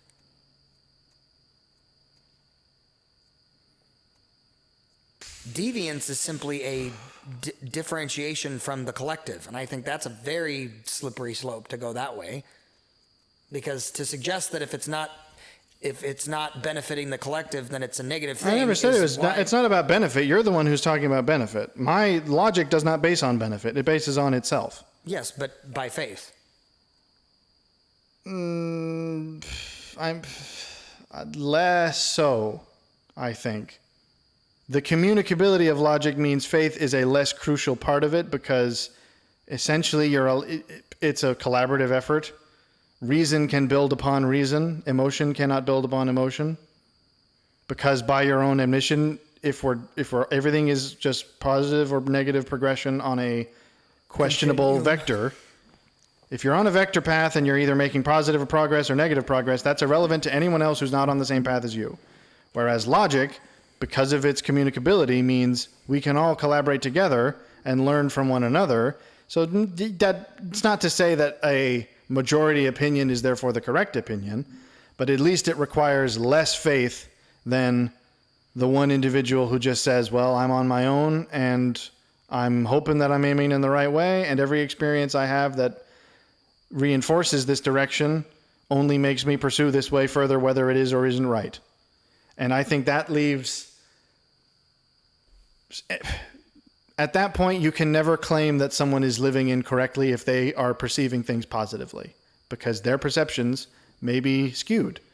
And you can't determine whether or not they're skewed by your experience, because the metric you've set out is entirely subjective. Only they can determine whether they're going positively or negatively. And at that point... But again, that's a very solipsistic way of view. It means that your perspective is the only one that matters, and the perspectives of everyone else don't. Because you don't know that they're on the right path, you don't know that you're on the right path. So why not? That essentially leads to a pluralistic outlook of life, because how can you know then which path is the right path? Because we're all on our own. Well, I've argued this before, again, on a sophistic level, which is that there is a extreme, not...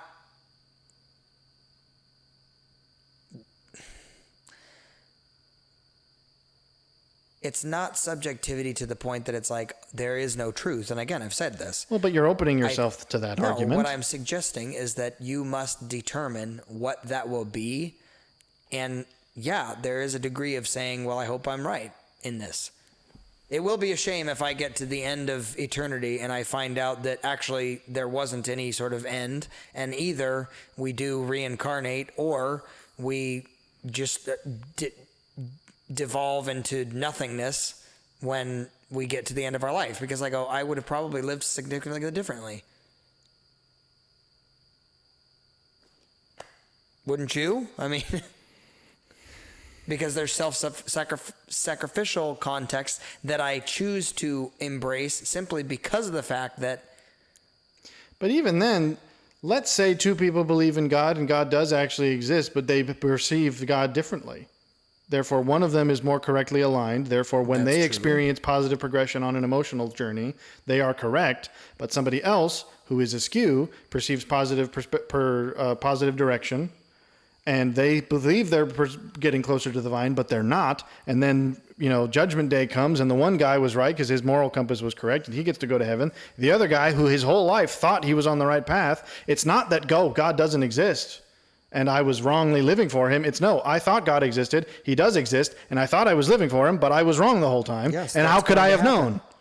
That's going to happen. Hence, yes, but that's going. But or reform argument. But that the says people that we who are pre-selected or divinely chosen. And I would have rejected Protestantism for that reason, or at least that sect of it. I'm suggesting that no, that's a scriptural thing. It literally says that you were predestined. Yes, but what that means some people that are predestined and some people that are not. And the bottom line is we don't know, and we have to just continue to live our lives in a way that says that we, I think it's what is frustrating to me is when they say, well, then it's the whole once saved, always saved thing. We, obviously, on an Arminian context level, say we believe that your salvation has to be worked out in fear and trembling, and that you can lose it if you choose to walk away from it or lay it back down. They would argue that if you lay it down at all, then you weren't saved in the first place. I think that's a little bit of a thin, pedantic argument. Well, but my point, what you previously said was, Paul is saying if God is not real, then all of us who believe we're rightly oriented are screwed. But what the argument I'm saying is, let's say God is real, and you're people wrong in who the are way that following, you're well, yeah, serving but in him, that case, then you're still screwed. Well, yes, but it's not that you're screwed because your presuppositions were wrong. It's that your moral compass was askew, which no one could have corrected. Whereas at least logic gives the perspective of saying, hey, here's the reasoning we're using for our interpretations, and you're not going in this direction. We think maybe this would be good. And because logic can be communicated, that person maybe it's obviously up to them, but maybe they at least would have had the chance to write their moral compass and get on the right path, rather than being left to their own subjective whims. Because I think all your argument's going to do is tell people, follow your own subjective whims, and let's hope you're right. And that's going to condemn a lot of people. Well, whereas if you say, hey, here's the arguments we're using, and here's why we believe they're correct, you might at least persuade some people to change their moral compass. I think that's a very westernized understanding of, again, reason, because within the context of reason is a Enlightenment- Western concept. Let's sure. acknowledge. So yes, But- it's westernized. But what I'm suggesting is that to say that,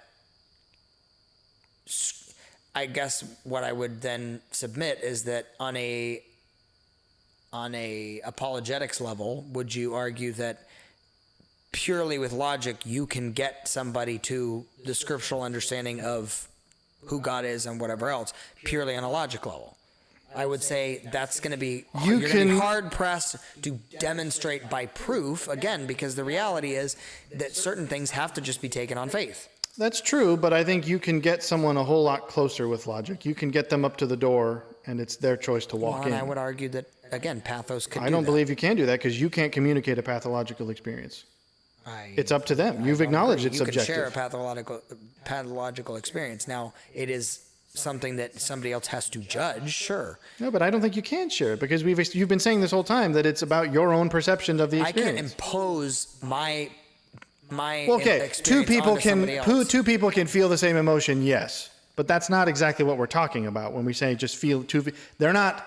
What I'm saying is I can have an experience with God, or, okay, let me take it to the You can perceive that you're moving closer to God. Again, sure, whether or not you are is... I can feel as though I have an experience with God. I can go and then share that with a family member who has, we were both, for instance, not pursuing, if we're talking about Well, what you're saying is you can explain that you've had... That's not the same thing as two people sharing a pathological experience. But what I'm saying that's is one I'm person sharing, explaining that they have had one, yes, and the other person, in goes, result, having their that. separate one, though. You have to admit that. Which means you but could then communicate again, your pathological subjective experience to someone else. They may have a separate one, sure. And that means you've not shared that experience. You've had two separate experiences. But that doesn't change the fact that pathos is moving you that direction.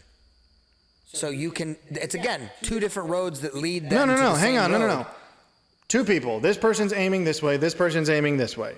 This guy moves towards his aim, whether it's right or not. He then shares that with the other guy and says, hey, I feel this positive experience because I've moved towards my image of the divine. The other guy then says, oh, I also experience a betterment or a movement because of what you've shared. I feel this also, and now I feel a betterment or some movement towards the divine. But because those two people had two different aims, they've moved in different directions. Sure. Which therefore means one of them is incorrect. Yes. Because again, you're taking it by faith. But it's taking what by faith? All of existence at that point. That's a solipsistic view of life. It's not solipsistic. It's kind of a faith alone, which is what I've always said. This is why I say well, that now it sounds like you're retrenching into into Protestantism by saying with your faith alone arguments. No, what I'm suggesting is the argument that faith is always required for any argument you make ever. That is a true statement. Yes, but logic, not to sound a bit perhaps presumptuous, logic allows you to minimize the amount of faith required because you can at least explain everything up until the last unexplainable item. And yes, it is true. But all of that has to be based on that point of faith. Well, true, but at least you then have, we have a body of arguments built off of this one thing, and it's true that you are having to still include faith, but your perception is entirely top to bottom faith only. where it's just, I experience positive or negative, and I hope I'm in the right direction. Whereas the Logos argument is, yes, faith is required because we can't know everything, but based on what we do know, these are the arguments we can extrapolate, and therefore this is at least... What you're doing is opposing both singularly, and I'm not saying that. I'm not suggesting that. Well, pathos you made can the stand. argument that pathos can lead you to ethos. That's all I said. Well, the implicit statement when you say it the way you said it is pathos can lead you to ethos on its own. Yes. Well, I don't think it can based on the way we've described it, unless the person was already aimed towards ethos. No, what I'm suggesting is, again, it can lead you to its own meaning. Or what you mean is ethos means nothing, and it's different for every person, so every person can, I guess, get closer to their own personal ethos by having a positive emotional experience, but then ethos means nothing because it's entirely subjective. No. Can you make an ethological decision based on your pathological response or interactions? Yes. Without and separate and distinct from logic. Make a decision, yes, but I still think my previous statement holds, which is that if ethos means has a different definition for every person, then it is a useless concept. I'm not suggesting that ethos has a different definition for Well, okay, here's my point then. I guess maybe this is the root of this, and it's going to be kind of dumb. If what you mean is a person, hypothetically, could be oriented towards the right ethos and have a positive experience, and thus their pathos experience moved them closer to the ethos. Yes. In this one individual case. If what your argument is when you say that is... I'm saying in any individual case. No. Okay, if you're going to say any, then that means ethos means nothing. No. If there is one singular ethos, then a pathological experience can only move you closer to that ethos if you are already moving in the direction of that ethos. No. Okay, well, see, now you're... Again, it's only if it's correct. Now, there is a degree of... But see, this is my point. It comes off either as a ethos bit, is universal and there is one of them, or there's one for every person and it's meaningless. Of course it's universal, but the point is, well, not therefore, everybody gets to interact with ethos in a context that puts them on the right path. There are people that are on the wrong path and will remain on the wrong path. Well, but here's my point then. This is what I'm getting at. So you are acknowledging one ethos in one place, and the only way your pathological experience moves you closer towards it is if you are already aiming at it. Okay. So we're saying, and I guess if what you're saying is that is hypothetically possible, then fine. But I'm not suggesting only that it's hypothetically possible. I'm saying that even by actual... A stopped clock is right twice a day is my response to that. So yes, hypothetically speaking... That's a fair argument. Well, yes, hypothetically speaking, someone could be aimed at the right ethos and have a pathological experience that moves them closer to that ethos. My issue with using that as a framework to say you can get to ethos on pathos alone is that to say that implies that the only case in which that is a true statement is if that person was already aimed at the right ethos, at which point pathos really hasn't actually done much to aim them towards ethos. It has only moved them up or down on the ethos scale they were already on.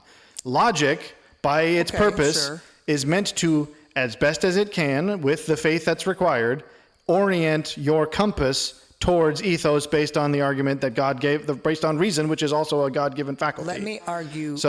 Yes, pathos can move you up and down on an ethos scale. I will consent to that. Okay, great. But if we're saying that ethos is a singular universal point, and not everyone is oriented towards that point, then pathos cannot get someone closer to ethos if they are on the wrong ethos vector. Let's use that term. I wouldn't say it can't. I would say it's probably... Let me argue this, and I think this is... Something would have to reorient them, and pathos can't do the reorienting. Pathos only moves up and down. Pathos can reorient. Well, that's never been established, because how can a positive experience, which, as your own definition implies, is only a perceived improvement or disimprovement, how can that realign? Because that's not improvement or disimprovement. That's, if you're in the center of a thing and it spins, you haven't perceived any difference. You have not gone up or down. You've stayed where you are, and the vector has shifted. I think you can be moving in one direction, have an experience that is emotional, and move in an opposite direction because of that experience. So that is a repenting or a changing of gears to go in opposite direction. And here's what I would argue. This may help. If you're arguing that logos is the more efficient way of getting to ethos, I'd go further I would to say yes. efficacious, by which I mean it's not just that it's efficient, it's that it's better at it, which is the Stoic principle. That's why they subject. It's not that it's better at it though. The Stoics say it is the way. I don't think they do. They do. They say that emotion must be subjected to it. Correct, which means that it is the only way. Okay, here's what I'll say. And that emotion is only contributory. That is the point in which I disagree. That is it's my the hang-up. only way to orient towards the ethos. Pathos may disagree. move you up or down. And this is where I disagree with that. Well, but see, that's where you're going. Is it more efficient? Sure. No, it's not even that it's more efficient. Is possibly able to reorient you? Yes. In the same way that a stop clock is right twice a day. To rely upon that as a means is foolish because it's going to be wrong more often than it's right. Then we're back to a question of efficacy. Sure. Well, I would agree. Yes, but efficiency and efficacy are two different things. Efficiency just means this will do it faster. Efficacy means this will do it more often than not. And more effectively, sure. Well, that's the Stoic principle. No, it's not. Stoic principle says that The Stoic it's always subject or subjugated to logic, and I don't agree. But see, but your argument is effectively the same thing as Brownian motion, which means one time in a million, one person who's got their compass, askew may experience something that bumps it back in the right direction through no ability they have to perceive. And even then, because it's entirely subjective, they won't even know that they won't know that the new path they're on is the right path because they may have been on the right path and have an emotion that turns them off that path. But because it's subjective, they may not know that. In the same way that you could be on the wrong path and shifted towards the right, you could be on the right path and shifted towards the wrong. So to rely on that is essentially to rely on looking at a stopped clock, and one day out of the year, you might look at the stopped clock right at the right time, and then you say, hey, that's the time, and it is the time. But and this I guess will come to how you define knowledge, but I think if you've looked at a stopped clock and it just so happens to be that that's actually the time, you don't really know that that's the time. Because the metric by which you've seen that is so random as to be useless in its... That's a fair argument, but I don't think that... Whereas to maintain a clock and then use that clock is the better option. This is where I'm saying that I don't think it is the same... And the Stoics, I don't think, would say, well, you can't look at a stopped clock and trust it because it'll never be right. I don't think they would have said that. No, what I'm saying is that to say that the point of a stopped clock is it's not functioning properly. I would argue that if your pathological experience is directing you, I would say that pathos is not functioning properly because of the fact that it can't tell you which is the right way. It can move you up or down on a way. It could even shift your way, but you won't know if that way is right or wrong. If you didn't know the first way you were going, how do you know that the second way is right? But again, your argument is that pathos is only understood through logos, and I don't agree. We'll see, but that is the chief problem I have with Stoicism is that pathos can't stand in a contributing. But what you're saying by that though is that you're saying a stopped clock is a useful means of measuring time because some of the time it will be correct. No, I'm not. Because again, I don't see emotion as a stopped clock because stopped clock suggests that it's not working properly. Emotions. Fine. It's not a clock. It's a painting on a wall. What? Okay, because I think you're getting hung up on the fact that a stopped clock is a clock that has stopped functioning. So let's say it's a painting of a clock at one fixed time. That clock is not broken because it's a painting. It was never intended to tell time accurately. But if you were to say... you're suggesting that emotion is never intended to point towards ethos. Well, is that what you're saying? By the definitions we've been describing this whole time, it can't because you can never determine that that the positive or negative progression you're experiencing is actually in the right direction. In the same way that you would then be saying that a painting of a clock is a perfectly accurate, is a reliable, or I don't even know what you'd be saying, is an acceptable means of telling time because some of the times it will be correct. And this is where that's where I would say, well, you know what? I guess I can't deny with the fact that if you choose to paint a watch on your arm that is stuck at one time, sometimes when you look at it, it'll be right. I can't deny that. But if you wanted to tell time, I could recommend you a far better way. That's all I can say. But this is where I say it comes down to, it feels very pedantic, because Stoics say they want to say, well, we're not saying that emotion is not useful. What we're saying is that Emotion. it's not Well, here's the thing. useful without logic. I'll even But argue. that's saying that it's not useful. No, well, that's an extrapolation. No, it's not. What I'm saying A is, stopped clock. A clock is only useful if it's running. Then we could argue. okay, Okay, so a clock then is dependent on the science of horology. sure. Now, if horology fails and the clock stops working, sometimes, if you look at it, it'll be the right time. That's what you're suggesting. Where, yes, I'll even concede that sometimes, and I think even the Stoics would concede, that if someone is oriented towards the right ethos, a pathological experience could move them closer to that ethos. But again, but you're back only, to a movement on the scale, not a Yes, actually turning about. I am. I think that the turning about is possible on a pathological level. in the same sense that a stop clock could be right twice a day, because you that's don't again- know that any change that's caused by pathology you can't confirm is positive or negative. Unless you have logic. That's what you're saying.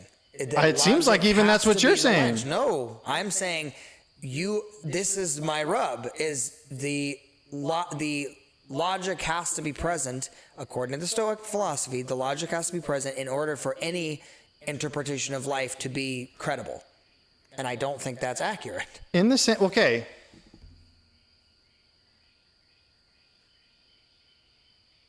I think that's to say that it feels as though the Stoics almost contribute or conflate agency with logic, and I don't know that that's something I concur with. No, I wouldn't say they do, because you can make a decision that is not based on logic and you still have agency. So I don't think that that's their argument. The point is,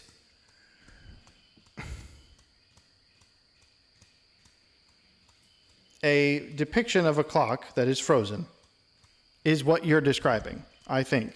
Now, you can reject that analogy, but what the point is, you're saying that a pathological experience could shift you in such a way that you are now on a path towards the ethos. But you will have no way of knowing that that's happened or that it's accurate. The only way you could know that it's happened and that it's accurate is via logic.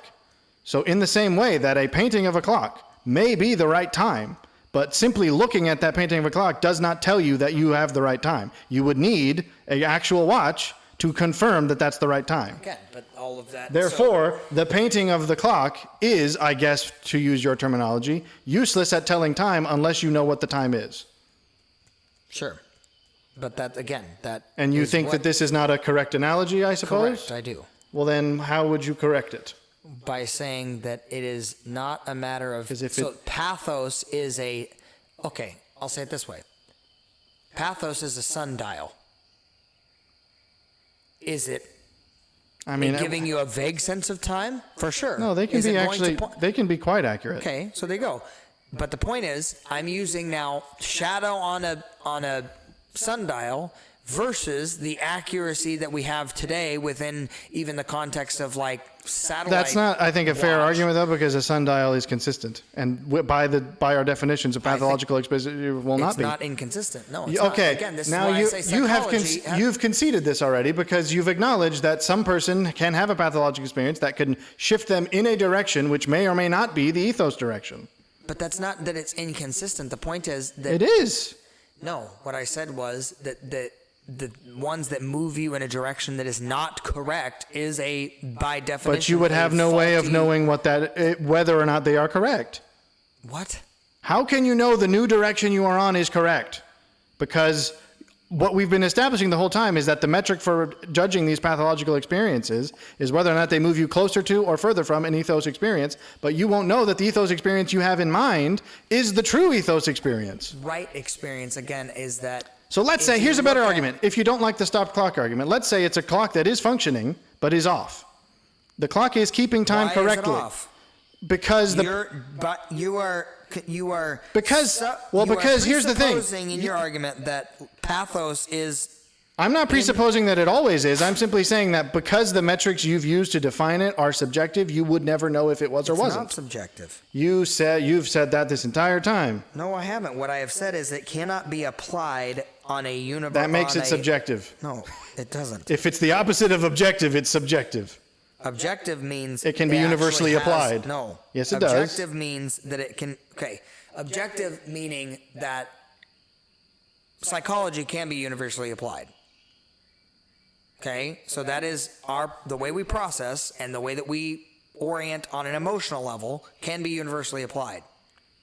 So, but the point is, each individual is going to, based on their, again, upbringing, their... Well, but see, that's where I whatever would else, say... is going to frame around a but particular no, but thing, here's- but the point is, it can be understood through the psychology of Only saying... after the fact. Because you can't, by psychological profiling, know how a person's going to react. You can know... 100% can. That is literally what, I don't what think FBI that's- agents do by going in and saying, I am a what is it called? Reading emotions is not the same thing. They're reading it in I'm real talking about time. Reading emotion. What I'm talking about is this particular type of individual, based on the psychological research we have done and the consistency that we see across emotion, is going to respond this way if we act like this.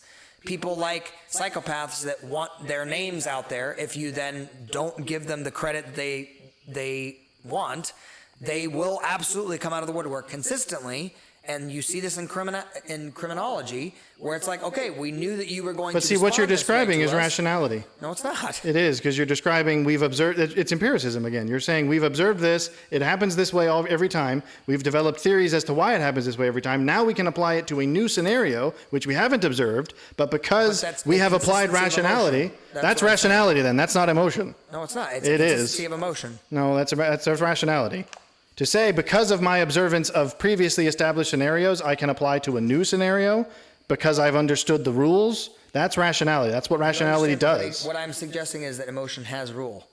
Okay, well then I tried to say this a long time ago where I was saying, well, your it's separate from ethos. argument is, well, it won't be though, because eventually once we have a full understanding of emotions, like down the line when psychology is even more advanced than it is now, and we have a very detailed analysis of all psychological records, and we can very accurately predict all these sorts of things, what we will have achieved then is reason and science.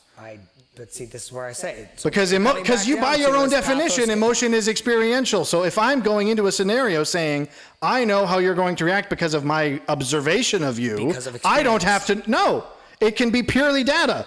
No, It data could- is okay.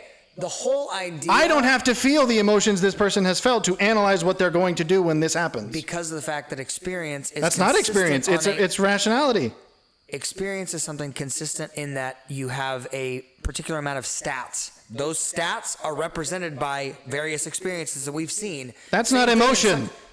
I think you're really talking about Experience empiricism. No, I'm which is not. just observation of reality, which doesn't have, that's an experiential thing that happens, but it's not an emotion. But the way that we process our reality is through emotion.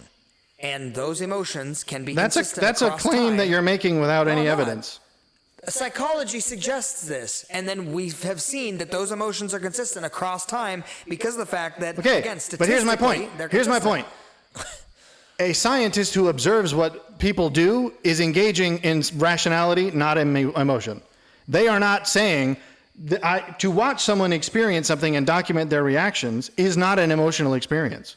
But it requires emotion in order to actually. Well, say it requires this is- emotion on the part of the subject, not the observer. The observer could be completely emotionless throughout the entire procedure.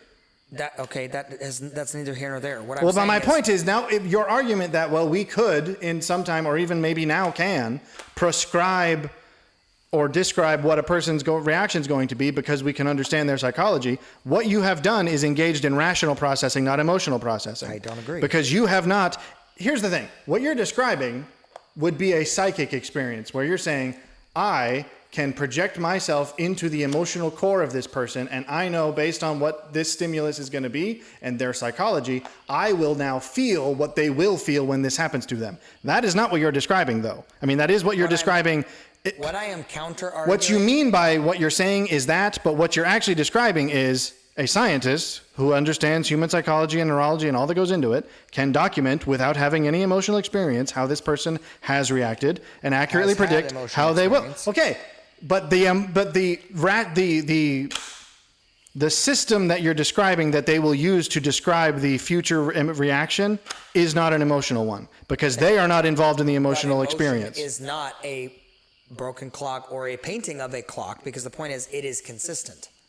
Okay, So if emotion is a clock consistent- that functions but is off is then that was consistent but wrong. So then it's consistently wrong, which means that emotion is then consistently wrong. That's what you're saying. No, not in every can't say not in either every person. case, because a How clock can a wrong clock all of a sudden be right? by changing it, which is what you're describing. But that would then mean you have to change it in accordance with a correct clock. Which means, again, everything is subject to the reason. Yes, but this is what's strange is you're not. I make this case and you say yes, but I'm rejecting it because I don't want that outcome. No, I'm not saying that I don't want that outcome. What I'm saying is I disagree with the fundamental idea. But do you that disagree everything with is the subject to analogy that reason. leads up to it? What does that mean? I don't think that pathos cannot stand on its own. What I think is that we don't understand it enough to know that it is. But see, that's my point, is that when we understand enough that so that pathos can stand on its own, what we will have done is logicized pathos. I don't agree. Because a psychologist who can perfectly predict a person's psychological profile does not have to have the same emotional experience that person has. That doesn't matter because the point Because is what that emotion is consistent. rationality. What you're saying is, I have documented this and developed a system. That is a rational process. That is science. That is not Science is emotional not- experience. You're conflating science with rationality, and that's not the same thing.